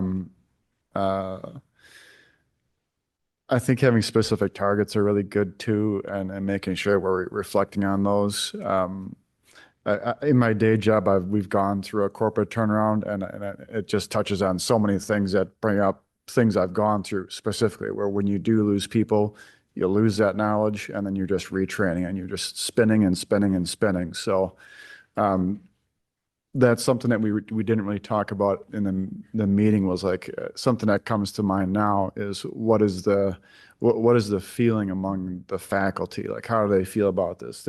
Is it being construed as a, I know we're trying not to be punitive, but I think it would be hard to not take a little bit of a defensive posture. I think that would be a totally normal reaction. I'm just curious what the overall feeling is. So they don't know about this formal plan. They will find out about it tomorrow. I actually have a meeting plan with them. I do think, though, to kind of speak to that, where I actually don't think they'll feel that way. I actually think, especially for some of the veteran teachers who have been there for 15 plus years, and there's a handful of them that are still there, I think there will almost be this sense of relief, maybe, to say, like, finally, in the sense of finally we're going to get what we've been asking for in terms of knowing that Horace Mann is different. When you look at all of the numbers, I mean, now we are the largest elementary school. We have the, highest percentage of free and reduced lunch. Like, that does make a difference. And when you spend a day in our building, or even just an hour, I think you just see that. And by no means, like it says in there, like, we're not in crisis. The building is not out of control. But our students just need another layer of support. And there's only so much of, between myself and my instructional coordinator, Jen Houston, that like we can do, whether it's supporting students, certainly, which we're doing a lot, but then also obviously teachers because of that turnover. Obviously we made that 5.5 increase on our report card, and like, we're excited about that. I'm anticipating that the teachers will be excited, in all honesty. Hope so. Anything else, Mr. Becker? That was all I really had. No, just overall, like I think it's great. Just to that point, same thing. Like, you can see, it's just a little bit different. Just by the numbers, it's really easy to see. And yeah, I think we just have to kind of dive in and commit to it, and don't again, because my day job's turnaround has not been super successful. It's been lots of one step forward, two steps back, and then someone leaves, and then another person leaves, and then we just end up rewinding and trying to do it again. So it's really going to be important to just be really, really strong with those follow-ups and the monitoring. Thank you. Anyone else from the committee would like to say anything on that? No? Okay. Then we'll open up the questions from the rest of the board. And one thing I'd like to say here on this is, like, this is the plan. Let's try and stay at the global level and not dive into the weeds of the day-to-day details, because that's not our space. But if you do have questions like that, you can certainly direct those to Dr. Robinson and see if there's other things that maybe you'd like to ask. But from the global piece, feel free to ask any of the questions for this group here. So with that said, questions for everyone? Oh, sorry. Yes. It's okay. That actually, Ms. Carr and I were talking about this the other day, that sometimes we feel like, or I want to speak for you. I'm so sorry. I know that a growing positively school district sometimes needs additional administration, additional people. And sometimes it feels like we get adult administration heavy in buildings. Have we seen, and I like this plan. I think it works. I've taken classes that show that this works. But for someone listening saying, oh, they're going to add 2 more people, can you speak on success you've seen in the district with coaching or additional deans of students that would support this? Sorry. I can just jump in quick. I don't know if I have specific examples that Alyssa or Joanna or Dr. Robbins have, but I can speak to, like, if you look back at West Milwaukee 3 years ago, just looking back when Dr. Robinson came, I believe they were below meets few. You know, the plan was maybe not ironed out specifically, but it was no instructional coordinator was there. We didn't have an assistant principal. We added some classroom support for reading intervention, things like that. And I think they've made some significant gains. That's the first one that comes to mind. I don't know if you have any other examples. No, I don't think I could have said it any clearer than what you just said. We are being very strategic in how we approach staffing because I agree with you in that concern. But if you look at the approach that we are taking with the administrative staff, though, we're talking about adding an IC. So what that would allow is for her to have two instructional coordinators. One can focus on math, the other can focus on the English language arts. That's one way to look at it. Also, with the high number of special education students that she has in her percentage in her population, we're also looking at what we did for Irving last year in adding a dean to that particular school. It's really freed up the principal in being able to focus on more with instruction versus being in IEP meetings. So that's a huge plus for the leadership team. So to your point, that could definitely people could come with that assumption, but I would think it would just be just at an assumption, though it's not truly factual. But that's how we've gotten to this particular point. We know adding staff in the right places, okay, not just with leadership, because if you remember, we also are adding more teachers as well to lower class sizes. So we're really trying to be, again, more strategic in how we do that. So that's my answer to that question. Nope, you answered. Thank you. Anything else? Ms. Carr? Go back to the presentation. Oh, sorry. So my first word is hallelujah. I think that it is wonderful that we are taking action and we're being proactive and we've got a plan. It's been many, many years that we've been saying, wow, we just kind of look at it and say, oh, yep, it's a problem, but we're addressing it and we're addressing it just really well. Just a couple of things that I wanted to ask about. So on the slide where it talks about the staffing, so I love the idea of additional staff. I believe in that and I support that. But I really would need to be assured that instructional coach is not going to be a dean of students. They are not flipping. They are not who's got the walkie. That instructional coach has a job to do.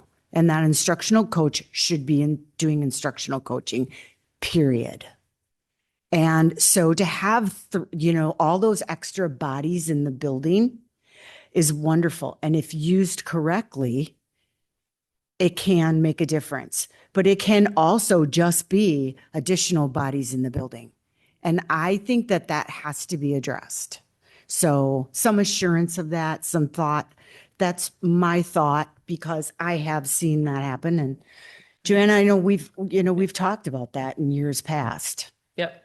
I mean, could you even speak to now, so Jen Houston, the current instructional coordinator, I think that has actually been something that they have focused on quite a bit. Like you could speak to Jen, use of time, amount that she is on a walkie if she responds to behavior.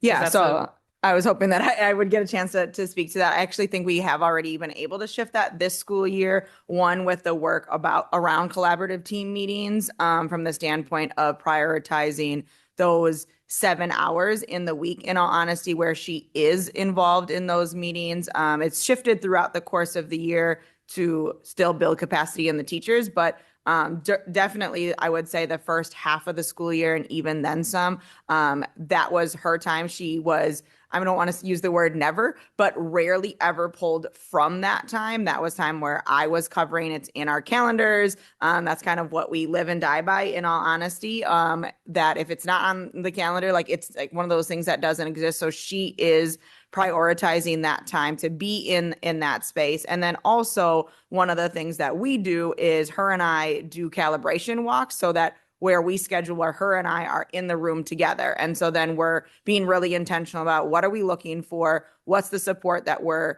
going to then provide after the fact, whether that's her meeting with a teacher in the morning or again, meeting with during one of their other prep times throughout the course of the week. And so I think a second person is going to just fall into that same model. And then to kind of speak to what the role of the dean of students would be. And I think it is important to kind of note where their sole focus isn't going to be in special education, but they're going to have, I don't want to put percentages on it because then we get tied to that, but that they're going to have knowledge and expertise in that because I would say every single day, pretty much every morning, except for Wednesdays when we have staff learning, I'm sitting in an IEP meeting, and probably 2 to 3 other times throughout the course of the week during the day I mean, just given the percentage. And so having to be able to split that load, even for me personally, to then be in classrooms, watching teachers teach and then being able to provide feedback and say to the coaches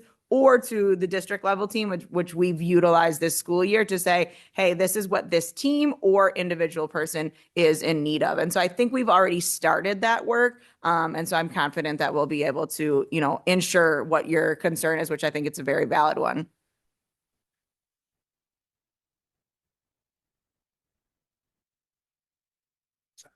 Okay.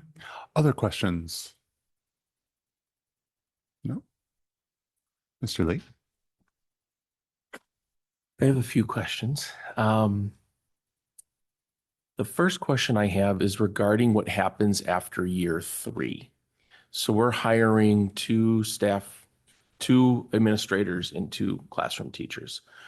But my understanding of this plan is that you're essentially building up the supports in the school, hopefully seeing that turnaround in achievement, and then drawing down those resources back, right? So, and correct me if I'm incorrect about this, but this is not a plan to permanently add 2 extra teachers and 2 extra administrators to Horace Mann. Correct. That's correct. Okay. So then what happens at year 3, presuming this has worked as designed, to those people? Are we letting them go? Are we presuming another building is going to need these individuals?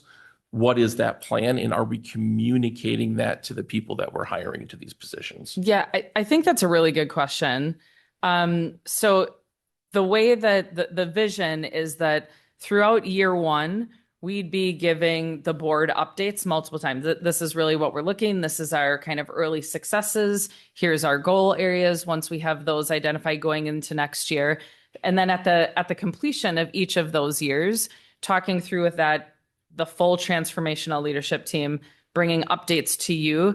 I think it would be an important, I'd be cautious about saying it's not just like 3 years up there, like the plan has to, as we add this, we have to gradually be also releasing to the building. So at that 3-year mark, we would be going, what supports are we ready to pull back? Is the building showing that we have the sustainable plan? That's going to be a really important part in that year 3. Like, what are the action steps? What does Horace Mann team need to be doing? How are we going to make sure that they're ready to pull that back? So I don't want to, I'd be cautious about saying, well, just at the end of 3 years, they go away, but they will gradually. Yes. I think the plan, I don't think that it would be necessary to be telling people as we hire them, this is a 3-year position, because we don't know that Horace Mann numbers are also, they are increasing. Their enrollment has gone up for lots of different reasons. So I think through looking at having other teaching positions, hiring general education teachers, I'm pretty confident that there would be a position in our district. But that the goal is to pull back those supports after a typically 3 to 5 years is probably going to be a realistic timeline. That at the end of 3 years, we say, okay, now the release plan, now the action step, they're taking on ownership of the plan. Year 4, what supports are we pulling back? Year 5, what are we pulling back? I think we would have enough time to make sure that there's a place for these people, if they have come in and done this level of work, would be my thought. Yeah, I think that's what we talked about, is that you wouldn't want to pull all at once. It's going to be an annual conversation, looking at the data. Are we making progress? What progress does the team feel we can sustain? Does that mean in year 4 you cut back one teacher and class sizes go up, or the coach is reassigned? Things like that would be conversations that would be ongoing with the board. So I think across the district with a large organization, I would feel confident issuing, renewing contracts and being able to repurpose staff as needed. So what I'm hearing is the 3 years we're seeing is kind of like that's like the beginning of the ending point, not really the ending point. Sure. And 3 to 5 is a better representation of what this plan would indicate. And there's going to be some sort of like benchmarks along the way that the board's going to be like, this is working, this is not working. Exactly. So doesn't just go on into in perpetuity, that we're just having these people here in the hopes that things get better. But if they don't, then we have to change what's happening to ensure that we're actually seeing those results. So my next question would be, I presume we can afford this based on what you're showing right now for this coming school year. But then how are we building that into the budget? And then what happens if other schools have to get added to this? Yeah. So we're looking, I understand this plan is specific to Horace Mann and that other schools may require other things. But I also can see other schools saying, wow, that looks like really nice support. I wish I had that too.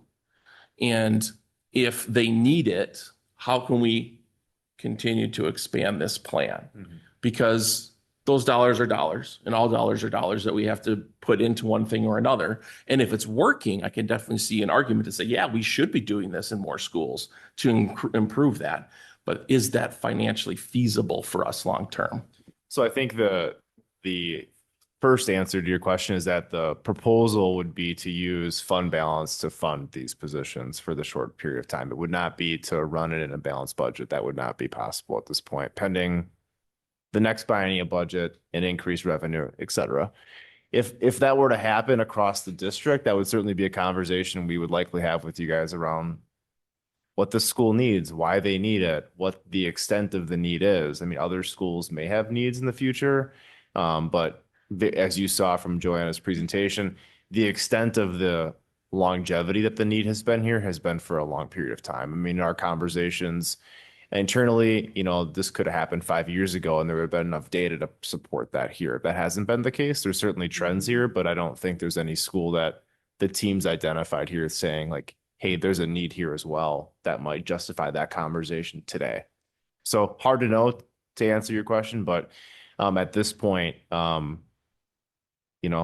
it's kind of the reason you have fund balance, to be able to try to support these things when you need it. And I think that's kind of the record, or the thought, at least at this point. And we don't have funds earmarked for this particular thing, right? So this is just, so it'd be, for better lack of a better word, deficit spending while this is in place. Yep. So the plan would be for a minimum of the next 3 years would be deficit spending to support the staff and whatever increases would incur for those staff. For sure for next year, obviously pending a biennium budget. Sure. That So could maybe it be, could work out there. There's tons of things that are happening concurrently as we speak today. If the governor and the legislature were to amend the budget for next year with special ed funding, this conversation could certainly flip. Mm-hmm. But I think for next year, I pretty much would bet that this would be deficit spending, and then into future years, hard to say. Okay. Yeah. Okay. Thank you on that one. You mentioned that the increase in teaching staff was to reduce class sizes. Do we know what, I know that Horace Mann had already some AGR classrooms in place. Mm-hmm. So is this getting more classrooms to the AGR numbers? Is it less than that? Is it more than that? Like, do we have an idea where that is? Yeah, the projected enrollment we ran would bring the building average to 18 to 1. That's a rough estimate. That wouldn't mean every classroom's at 18, but some would be at 15, some would be at 20, but the building at an aggregate which is kind of how we try to staff it, because the intricacies that happen in every building are very difficult, which is why Joanna referenced the 3 per grade level. But that's kind of what we're trying to get to, like a whole school wide as best we can. Okay. All right, that's good. I mean, I'm a big proponent of reducing class sizes overall. So I think that this is one thing that research really does show can yield, with almost nothing else, can yield benefits in achievement for students, and can reduce and increase staff retention because it's less stressful for the staff. Sure. So I think that that is a good thing, and something I personally like would see expanded across the district, but money, money, money. My next question, I guess, just generally when we're looking at these things, staff retention is so important, but the data behind why staff leave is also important. So is that being looked at in this particular instance? And obviously in other instances that might be looked at too, for why staff have been leaving, using the exit interview data that we hopefully have or will be getting, to see if the things that we're trying to do to address the retention of staff at Horace Mann is actually addressing the reasons why people are leaving. Yeah, I think there's certainly been a number of conversations with the full board, and I know with Dee and her committee around, like, how are we tracking? What do the conversations look like? I think it's going to have to be congruent to that. If we're seeing trends district wide, are those trends different than what are happening at Mann? I think that's certainly an experience we're going to have to capture. I think initially, and we actually were able to talk with the union tonight, to the association leadership, around some of these ideas that we're going to be talking about tonight. And I think the big thing that came from Bob and Demi was just like providing authentic support to staff. And I think some of the reason you see some of the bodies that we're looking to add, the FTE, beyond just the lowering the class size building wide, I think some of the specific things that you didn't hear Joanna talk about is just like the access that the staff at Mann have to Erica, to Jen, because they're trying to accomplish, I mean, maybe 30-40% more work because of the different challenges they're encountering every day, from IEP meetings to, you know, having 130 kids with absentee rates, to having those attendance meetings. Like, who's doing all those things? It's like all that's doing. I mean, those are things that we're doing, we're mandated to do. And so whose time is being lost? It's time with a new teacher. It's time when a staff gets onboarded and they're trying to go, how do I log into Skyward? And their co-teacher's new too. These aren't shared experiences at a Walker or at a Mitchell. I mean, their co-teacher might be in their 13th year. Sure, I'll help you log in. This is who you email. Like, it's things like that, I think. But to your point, capturing that in some way is really important, because that might change someone's experience, you know? And I really think that in May and June, we'll have a better idea about the numbers. I think those numbers that you may have seen on the one of the slides earlier, a little misleading. They really don't tell the accurate story, because if you think about it, 2 years ago, when Dr. Menslov came in, teachers usually don't leave when a new principal's coming in, because they're trying to figure out, what's this new person going to be about? And then when she gets there, and then that tornado arrives, and everybody's like, okay, this is a little different. This is a little, I gotta let me. I'm getting adjusted to this new leadership. So that's when you have a lot of people leaving, because now new leadership comes in and they're trying to get adjusted to what that new leadership is like. So now I think we have a good baseline. This year will be a good baseline to determine some efforts around stability, and then we can find out, working with D and HR, and understanding the true numbers around staff surveys and the reasons they're leaving. So I think that'll be a more accurate number that we'll have May and June. So I also want to add to a lot of the hiring that she has done. Those are not all replacing. So I think it is a little deceiving. It's not like those are all replacing people who have left. So with the increase in programming, she has had to hire all of that staff and onboard them. When we have an IEP team meets and we've identified they have greater needs, adding EA services, all of those things, those are not necessarily positions because someone's been unhappy and has left, but it still is a lot of leadership time and onboarding. So again, if you're onboarding and like, this is great because these are new positions to our building, but if you don't have a really strong established, you don't have people to welcome them and onboard them, that then has to come from somewhere, so those will be all of the things that in our monthly meetings. So making sure we are prepared if we're hiring anyone after the beginning of the school year. What exactly is that onboarding plan? How do we replicate what the teachers who were hired in August, who's delivering it, when is it happening, making sure that those things are really tight so that everyone gets the best we can possibly offer no matter when they get hired. Mm-hmm. Yeah, and my point was really just that we're making sure we're solving a problem that actually exists, and we're not making assumptions about why somebody left or why they left, because the whole staff retention piece, I think, is very critical to this. But if you need to have the information to know what needs to be changed. So it might be more helpful to address this from a perspective of replacing staff versus these are new positions. So that might change the calculus on what, compared to other schools, if you will. So just maybe a note on that. The last question I had really is, why only Horace Mann? I mean, looking at this data here, Franklin has precipitously decreased, to me, concerning amount. And I understand they're still at meet expectations, and then where our first spot was looking at meets few or doesn't meet expectations. But, going from a 75 to a 71 to a 62 over a 3-year period is a lot. And Franklin is a smaller school. So I understand that maybe you looked out further than just these 3 years, and that's why Horace Mann was selected, or because they're at meets few versus meets. But what was that not considered? Is because of the cost? Do we want to try to do a flagship and see if it works? At what point would we look at a Franklin or a school like a Franklin to add these sorts of supports and these sorts of things that I would hate to see it go down below meet expectations, because we're waiting until that point to, reactive versus proactive, right? That's what we're talking about here. I would see that as a proactive versus a reactive point at this juncture. I would agree, and we've had the same discussion. Part of the reason why we're very confident right now in moving forward with just Horace Mann is because of the historical concerns, and then the sound leadership we have in place at this particular school, because we know that she has some things in place that can really make this plan work. So, but we are looking short term, and I won't say long term, short term, at other schools that could be added. Along those lines, Wilson kind of stands out too, that kind of same number as Franklin. Because I had the same thought as Mr. Lee, looking at Franklin and how it's been declining. So just wanted to note that. Same response. Same response to us. Any other questions from the board? No?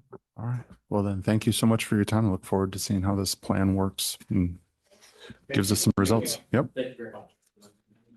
All right.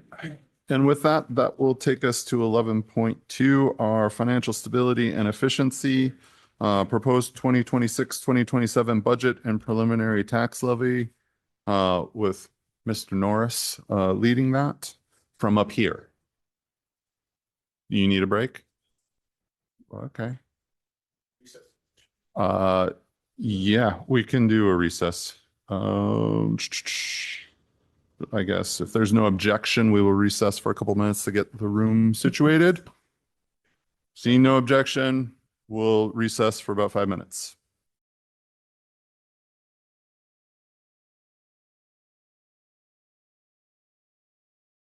All right. The secret handshake I still want to know about.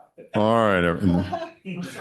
No, you're all right. We're gonna reconvene here and get on with our night with 11.2, the financial stability and efficiency proposed budget and preliminary tax levy. So, Mr. Norris, All right, great, guys. Well, I told Dr. Robinson I was going to plan a 70-slide presentation for Kristen's last meeting, and he goes, "No, you're not." So I do not. So I was going to say that's one of my pride and joys that I got you out of 90 slides. Oh, but I wanted to for you, Kristen, just so you know. Okay. All right. Everyone loves a good school. Slides is the sweet spot. Oh, well, I met. All right. Tune it in, everyone. I met in the Mr. middle Norris. tonight. So, but this is prelim tax levy budget 1. So I know you guys know we've been around the school finance train a few times here. So everything is prelim, this is the best guess we have. We're in the second year of a biennial, so we know more than we typically know. And the caveat there, as we discussed with school transformation, is that Governor Evers and Speaker Voss, who are both retiring, are in constant conversation on the amendment of this coming year's budget. So the thought is that what you see tonight, if a deal is made, can only get better. And the other side of that road is that if no deal is made, there's more money in the next biennium to support public schools. So I think the win is hopefully coming. I guess we'll see what happens in November, but that's kind of the ongoing conversation. So I want to just put that out there. So tonight I have like 5 pieces I want to hit on. We'll look at some historical budgets. I think it's important to look at where have we been at this time over time to know, like, when you see certain figures, is that referenced and normed across certain years, right? It's important. Hit on the state budgets piece. I probably won't talk more than I've already spoken on tonight. There's not a ton more to talk about. We'll talk about the current budget assumptions for next year. We'll hit on some transfer of service pieces so you guys are aware of like some transfers in and kind of what that looks like from a staffing. And then we'll finish up with 3 things: state aid, tax levy, and mill rate projections. So again, I already hit this. It's a prelim budget's in flux at this point. We'll know more, and these things come in monthly, right? And we'll hit on what those look like from really now up until October from now. So, but this is kind of a nice almost 8-year look back at some of the different conversations this board for almost most of you have sat through. So in 19, we were really dealing with a $10 million deficit at this point. And fast forward to today, we're at 2 million, and I'll hit on why that is. That's actually a very different story today than what it's been. And I'll get to that and you'll understand in a minute when I talk about that. So that's kind of the history here. So at this point, from my perspective, no cause for concern, as I'll share in a few minutes.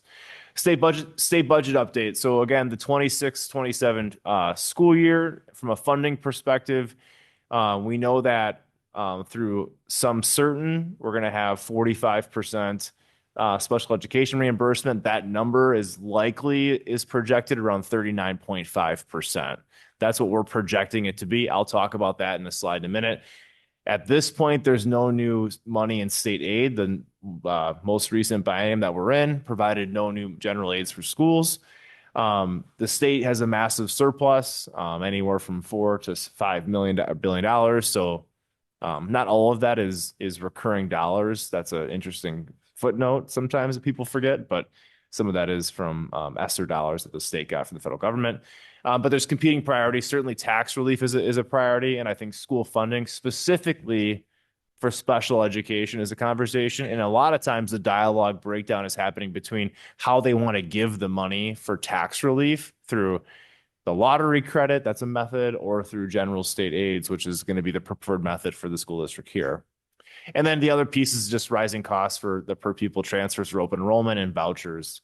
And as you guys know, for next year, the WPCP, the Wisconsin Parental Choice Program, which is the voucher program, there's no cap for enrollment. So we're still waiting to hear if there's any like real projections we can use to try to estimate that impact here. So this is interesting. I wanted to show you guys that the difference between kind of the sum certain and the sum sufficient. Again, sum certain is off of last year's amount. So what they say is they'll go, hey, what did all school districts spend last year on special education? And we'll give you 42% of that. Well, you guys know that if you use last year's expenses, this year, all of those salaries, the benefits, transportation for students with disabilities, all of that increases at different rates. So 42% last year turns into 38% this year. So the challenge, and again, this is the only method in state law where sum certain is used. The challenge is that it gives the state certainty. It gives school districts lack of certainty. So that's the challenge. And so I think the conversation at the state level with Governor Evers and Speaker Voss is the amount that would be needed to increase the state's budget to make this happen is about $200 million, which sounds like it is a lot of money, but compared to the billions of surplus they have, the stance of public schools, certainly of all educators, is that that's probably a drop in the bucket. We could certainly make that happen, especially when if you go back, 20 years ago, 30 years ago, the state was guaranteeing 60%.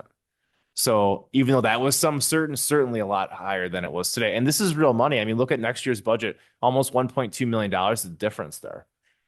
So I talk about like one decision could get made that could flip this thing upside down. That would certainly get us, 50% of that deficit I'm projecting, even though a lot of that's from committed fund balance is gone. So it's a big deal. I had to bring this up. I know you guys know that, we're certainly not in a referendum cycle. For those of you watching online, the district doesn't have an intent for that. But I think it's important to know that the backdrop here is that the state school funding model is certainly broken. I mean, school districts, even after the historic words that were used in the last news cycles post the budgets going out and the property tax bills being delivered, schools, even after that, even after no state aid was given out, we're still statistically passing referendums statewide, almost 60% pass. And so communities in response that are still supportive of public schools, this is certainly, I hope, a wake-up call in November to voters across the state that we need something to change, regardless of what political party changes that needs to happen. So that's an interesting fact. That's lower than normal, but it's still overwhelmingly a majority. So it's important to note that. All right, some budget assumptions for us. Jumping up here. So we know that with the governor's moratorium on public schools, the 400-year veto, that we will receive about $325 per pupil. That's around like almost 3% of revenue increase. So if you guys are ever asked, like, you have all this money, it's a little bit less than 3% for us. So in a normal year, that might pace inflation, but it certainly doesn't date back to the years that we've missed. And that's the problem, is that you're trying to catch a snowball that's like 3 times the size of yourself, right? That's kind of the problem. So like if that was in place 15 years ago, we're probably in decent shape. The problem is that hasn't been in place, right? And so the 325 is certainly helpful, but I think the point of Governor Evers was it's a place to start the negotiation. We're not starting at zero anymore.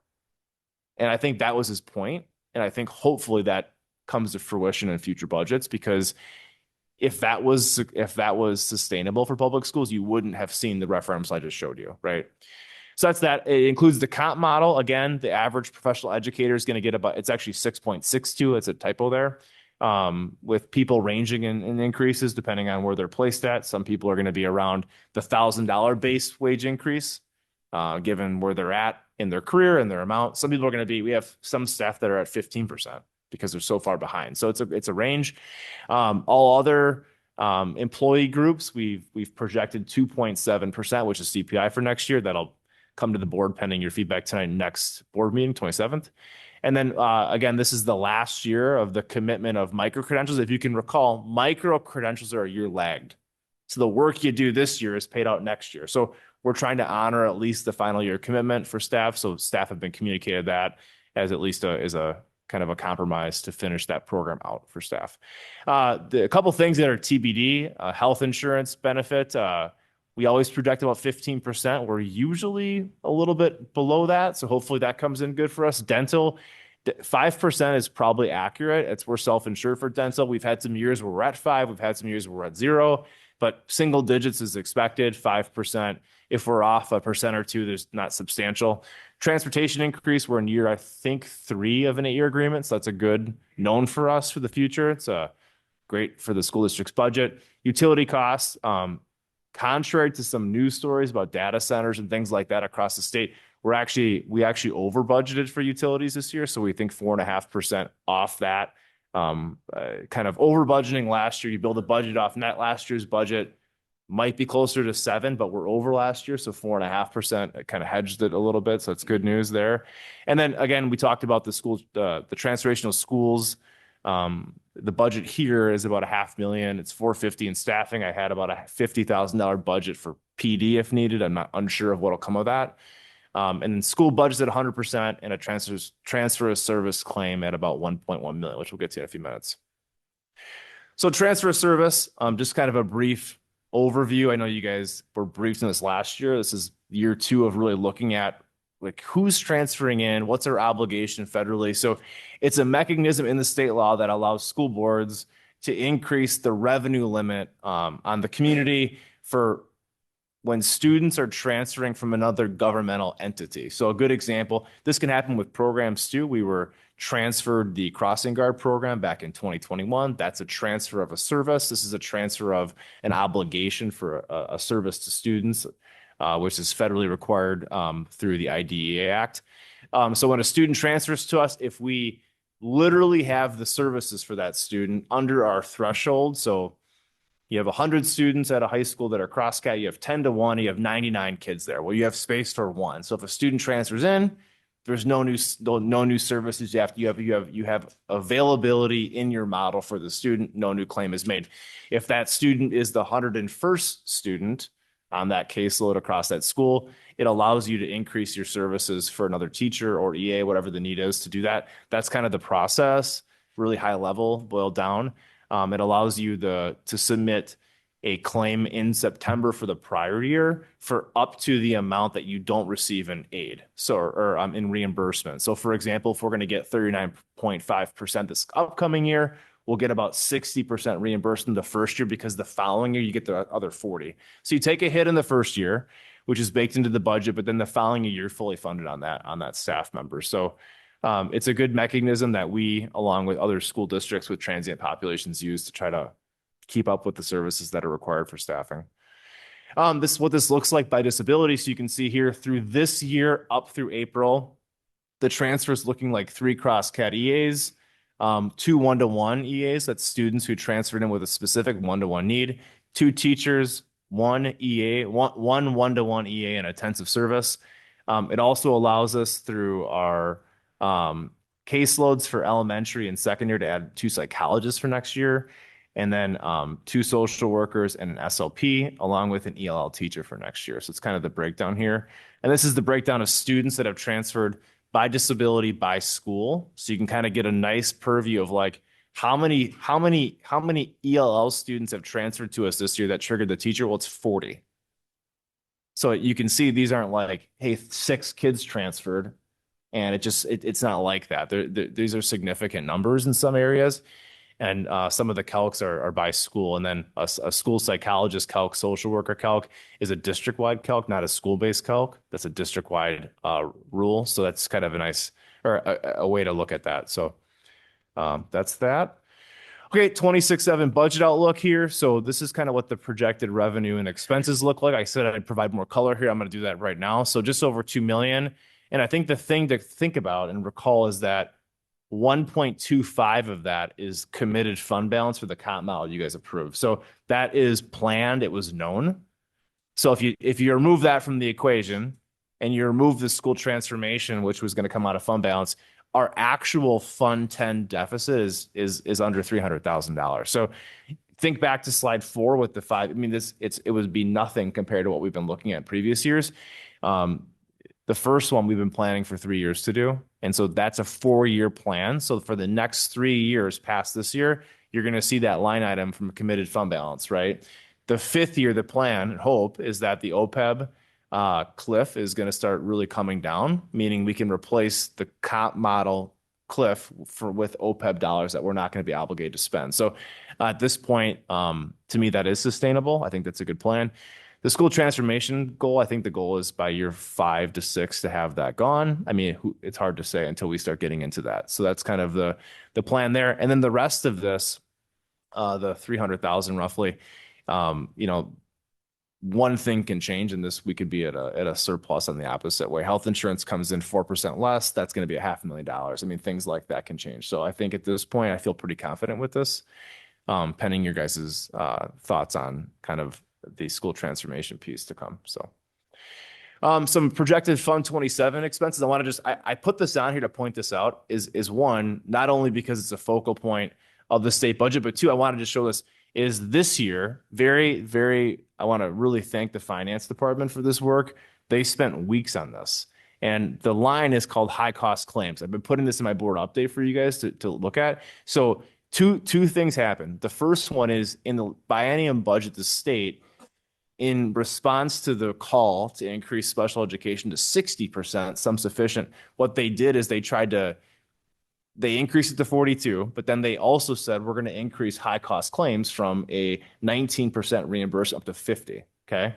And so we really dove into that with our new process with defining caseloads. We had more students through transfer of service. We really dug into what are we actually spending on every single kid across every single service.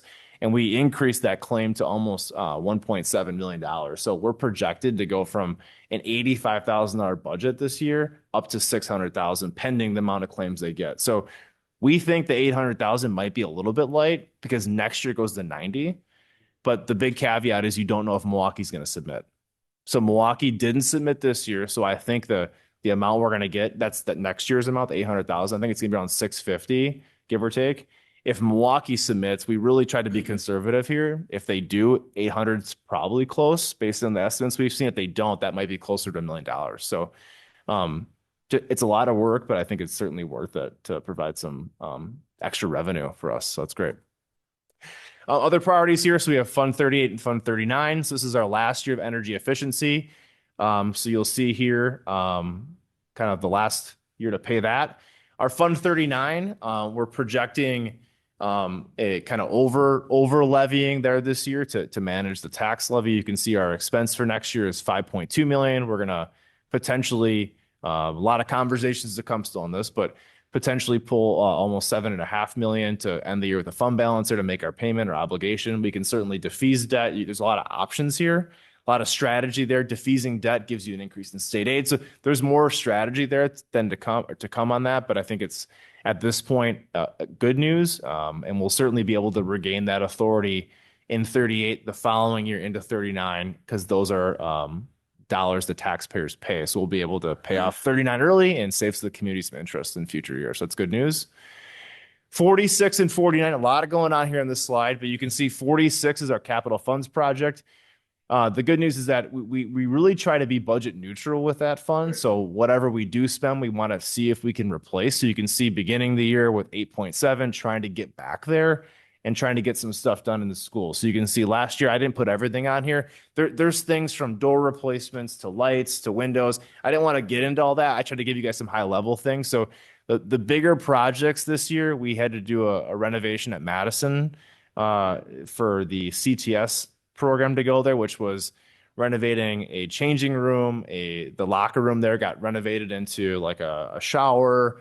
Both bathrooms right off the main entry by the office were renovated to be ADA accessible, to be more adult, the student age appropriate. We had a renovation at the WAC for batting cages. We had new signs. I had a question mark there. I forgot to fill that one out. There's one other school I missed. FLW, we finished the music wing renovation. Irving got a new playground, which is partially paid for out of Fund 80. And then we finished up the Hale wing remodel along with some entry doors there. A lot of other things there, but those are some highlights. And then for next year, we're still finalizing the CIP list, but there's a quick snapshot of some of the projects that we're looking to do for this summer in conjunction with the referendum work happening. So, and then Fund 49 is the referendum project. You can see that fund is going to drop by about $10 million. That's just the completion of projects happening, along with interest in there as well.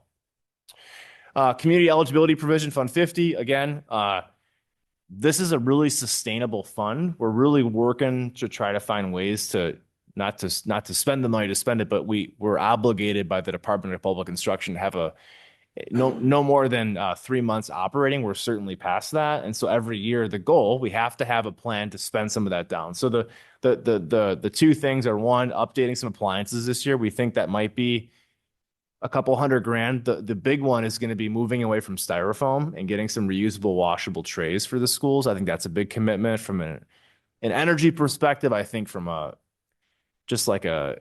health perspective as well. So I think that's a big lift. So we'll have that happen, and then maintain the goal of having all students eat breakfast, lunch for free. So a couple priorities there. Fund 80, couple things here. This is the historical levy here. The projection for next year is $7.5 million. Some of the potential future projects which are under consideration, Shelley Strasser's committee's been in discussion around the FLW track remodel and the AFC pool addition. Shelley will be coming to the Financial Stability and Efficiency meeting Thursday to discuss these things in conjunction with financials, like what are some of the goals? What are the needs we're going to meet? And so we'll be discussing that Thursday. So future board workshop to come on those things. But It's an opportunity with our state aid increasing to be able to manage our levy to do some really high impact projects from the community. So that's that. Technology refresh. This is year 5 or year 3 of, or 2 of, is it 3 of 4? I think it is.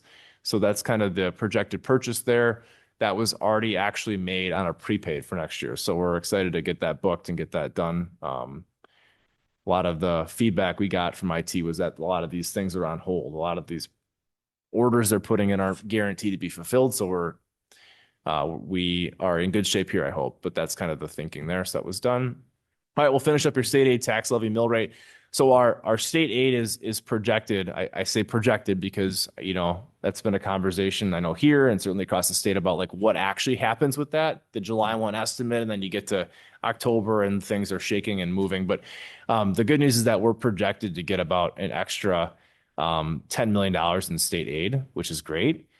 2 main reasons is one, this is kind of when you guys hear like when school districts pass referendums, they get more state aid in future years. The reason is it's the only reason is that because they have an increase in shared costs. So the year that they get the deductible receipt, meaning the money is deposited, that's part of the reason our aid went down a bit this year. Isn't the whole story, but it's part of it. And so now that deductible receipt's been recorded in last year's budget, the expenses we spent this year and ongoing are going to increase our shared costs. So that over time, it is factual that when these referendums are passed, that the state does kick in more for school districts when they pass them, especially if the district's highly aided. So it is true when you hear some of the headlines about that. I know it's been a popular comment specifically from the west of us, but there is some truth to that. So we're going to benefit from that. And so that's kind of how when you get to the tax levy here, you'll see it going down next year. That's the projection of around 2%. And again, that's a conversation we'll have to have as we get into the summer, but certainly a decrease is certainly possible. It just depends to what extent we'd like to do. So that's good news. Then finally, this is the mill rate would also be decreasing about 6.3%. Equalized property value is always the question here. The higher that goes, the lower the mill rate's going to go, but certainly with a levy drop, you're going to see a decrease in the mill rate. So that's kind of what I have for tonight. So turn over to you, President Burns. Thank you. Questions from the board? Mr. Lee? With the new evaluation that's happening in West Dallas again, do we know how that may affect this rate? Because that evaluation is being done at state direction. Yeah. So that with the understanding being that it was undervalued by too much last time. So that's going to increase our evaluation. I understand it lags by a year. Yep. But that could mean that next year, if it goes up by more than the state average, that we could take a hit in aid for the next year, correct? Well, yeah. So I'll have to check into that. I don't think I can't be 100% sure that I'm going to answer this correctly, but my understanding is that would not impact the school district because the assessment has to get up to the equalized value. Okay. So my understanding is that when you get your tax bill, the two values after an assessment should be almost identical. Right. And the problem, from what I understood, is that the reason that was triggered again within 2 years is that the aggregate average across the city was from the assessed to the equalized value was more than 10% off. And so since we don't use the assessed value, Right. my thinking is that won't impact us because we're not using the assessed value. So it won't affect our aid, but it could potentially affect individual homeowners yes. because if their percent changes, then the percent that's being paid changes for us, even though our percent technically is decreased, would decrease. So even if let's say our levy doesn't change for next year, if someone's reassessment, they could end up paying more in school district tax, but it would mean someone else is paying the opposite less. It's just redistributing the wealth a bit for people. And I don't know the answer yet. I don't know what the average assessment percent was, because if yours went up 30%, but the average was 30, your tax bill probably won't change. So it's not as easy as some people simplify it and say, mine went up 30, my taxes go up 30%. That's not accurate. It's never been accurate. It's based on the average. So if it's 20% average, yours went up 30, you might see a 10% change. Yeah. Good question though. I can look into that too. I don't know if that's completely accurate, but that's my understanding of it. Well, that'd be good, at least from the aid perspective, because the whole roller coaster of getting aid and not getting aid is not great. But I And just that- know that people are thinking about that. And Yeah. what I've seen is like an average between 12 and 40,000 more Yeah. that people are being assessed at, from what I've seen anyways. But what percent that is, varies obviously across the district. And that's why in about a month, when budget amendments come to you guys, we're working on some projections now, which I'll share with the finance committee on Thursday, is you might almost see us go, here's what we think we're going to have in a surplus, and here's the plan, and the plan might exceed it, because better to over transfer to a fund, keep the money in our accounts, but record the expense to ensure that we're not producing a surplus budget and then lose state aid in the back end. We don't want to do that. That's happened a couple times. And so trying to be strategic in that thinking, at least. So, yeah. That brings me to my second question. We had discussed about a tipping point, a place where budgeting over what we expect to get in revenue would actually provide us state aid on the back end, a guarantee. We had discussed $500,000, but I don't know if has there been any additional work with Barrett or whoever to try to figure out what that would be. So the point being that then we don't ever come into that situation. Yeah. Technically, we're always over budget by a dollar amount, which is not ridiculous, but would allow us to always ensure that we're getting more aid the next year because our expenses exceeded our revenues. Right. So I think the important piece here in state aid is something that I admit, like I'm still learning it, and I'm in, almost 10 years in school finance. Like it is a very complicated, there's levels of aid. There's the tertiary aid, there's the secondary ceiling, there's like levels to this. So like certain districts, after you spend over a certain amount, the amount of that dollar you get aided on goes down. Right. And so a lot of districts don't get into the secondary ceiling. So what Noah's referring to, it's important, is that this budget's a good example of that. So here, if you look at our budget, okay, if the board approves in October a $2 million deficit, and I come to you guys the following May and go, hey, we're balanced, we're going to get less state aid because the board approves a deficit. So the aid for the 27-28 year is going to be in July. The estimate I'm going to show you in May for the following year is going to be based on the district spending a deficit of $2 million. So our amendments have to match a $2 million deficit to be aid neutral. So the only way to get around that without just spending money to spend money is to transfer money into a capital fund to record the expense up to over $2 million to $23,000. Does that make sense? And that's been a mistake in previous years that personally I admit that we haven't taken advantage of. We've gone, hey, we passed $1 million deficit, but we balanced it by the end of the year, which is great news, but not for aid. It's not. And so I think that's the thinking, is trying to make sure. I think that's your question, Noah, right? Yeah, making sure that we're just like, this is just playing within the rules. Yeah. But knowing what the rules are so that we're not hamstringing ourselves by being good stewards of the taxpayer dollars, ensuring we're having balanced budgets, but at the end of the day, actually hurting ourselves. Yeah. There's also another thing that we'll discuss Thursday with the finance committee. It's around, there's a strategy that districts have taken around under levying and offsetting that, which we'll talk about too, because there's a way that you can under levy and increase your revenue limit authority while also saving the community money. It's an interesting strategy, but there's some pieces that I'd like the finance committee to kind of work through before the full board hears something like that. So, yeah. So a lot here, but that's kind of what I have for tonight. So got it. All right. Other questions from the board? All right. Seeing none. Thank you, Aaron. Okay. And I believe that will take us to the end of our current part. And so now what we'll do is the board will convene into executive session in accordance with Wisconsin Statute 19.85, Parent 1, Parent C, and Parent G to complete a performance evaluation and rating of the superintendent using a consensus process, and to consider compensation or performance evaluation data of any public employee over which the government body has jurisdiction or exercises responsibility. And so for that, move to go into executive session. Okay. Sarah, would you call the roll? Ms. Carr, Yes. Mr. Lee, Yes. Mr. Becker, Yes. Ms. Kaiser, Yes. Mr. Miller, Yes. Ms. Lee, Yes. Ms. Deal, Yes. Mr. Verbos, yes. President Burns. Yes.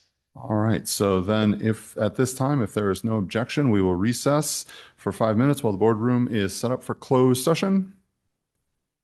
Seeing no objection, we will recess for 5 minutes. All right. Welcome back. We will be returning to open session here now to take action on our discussion, I believe. So at this time, I would entertain a motion. Didn't we do that? So we got, Jesus Christ.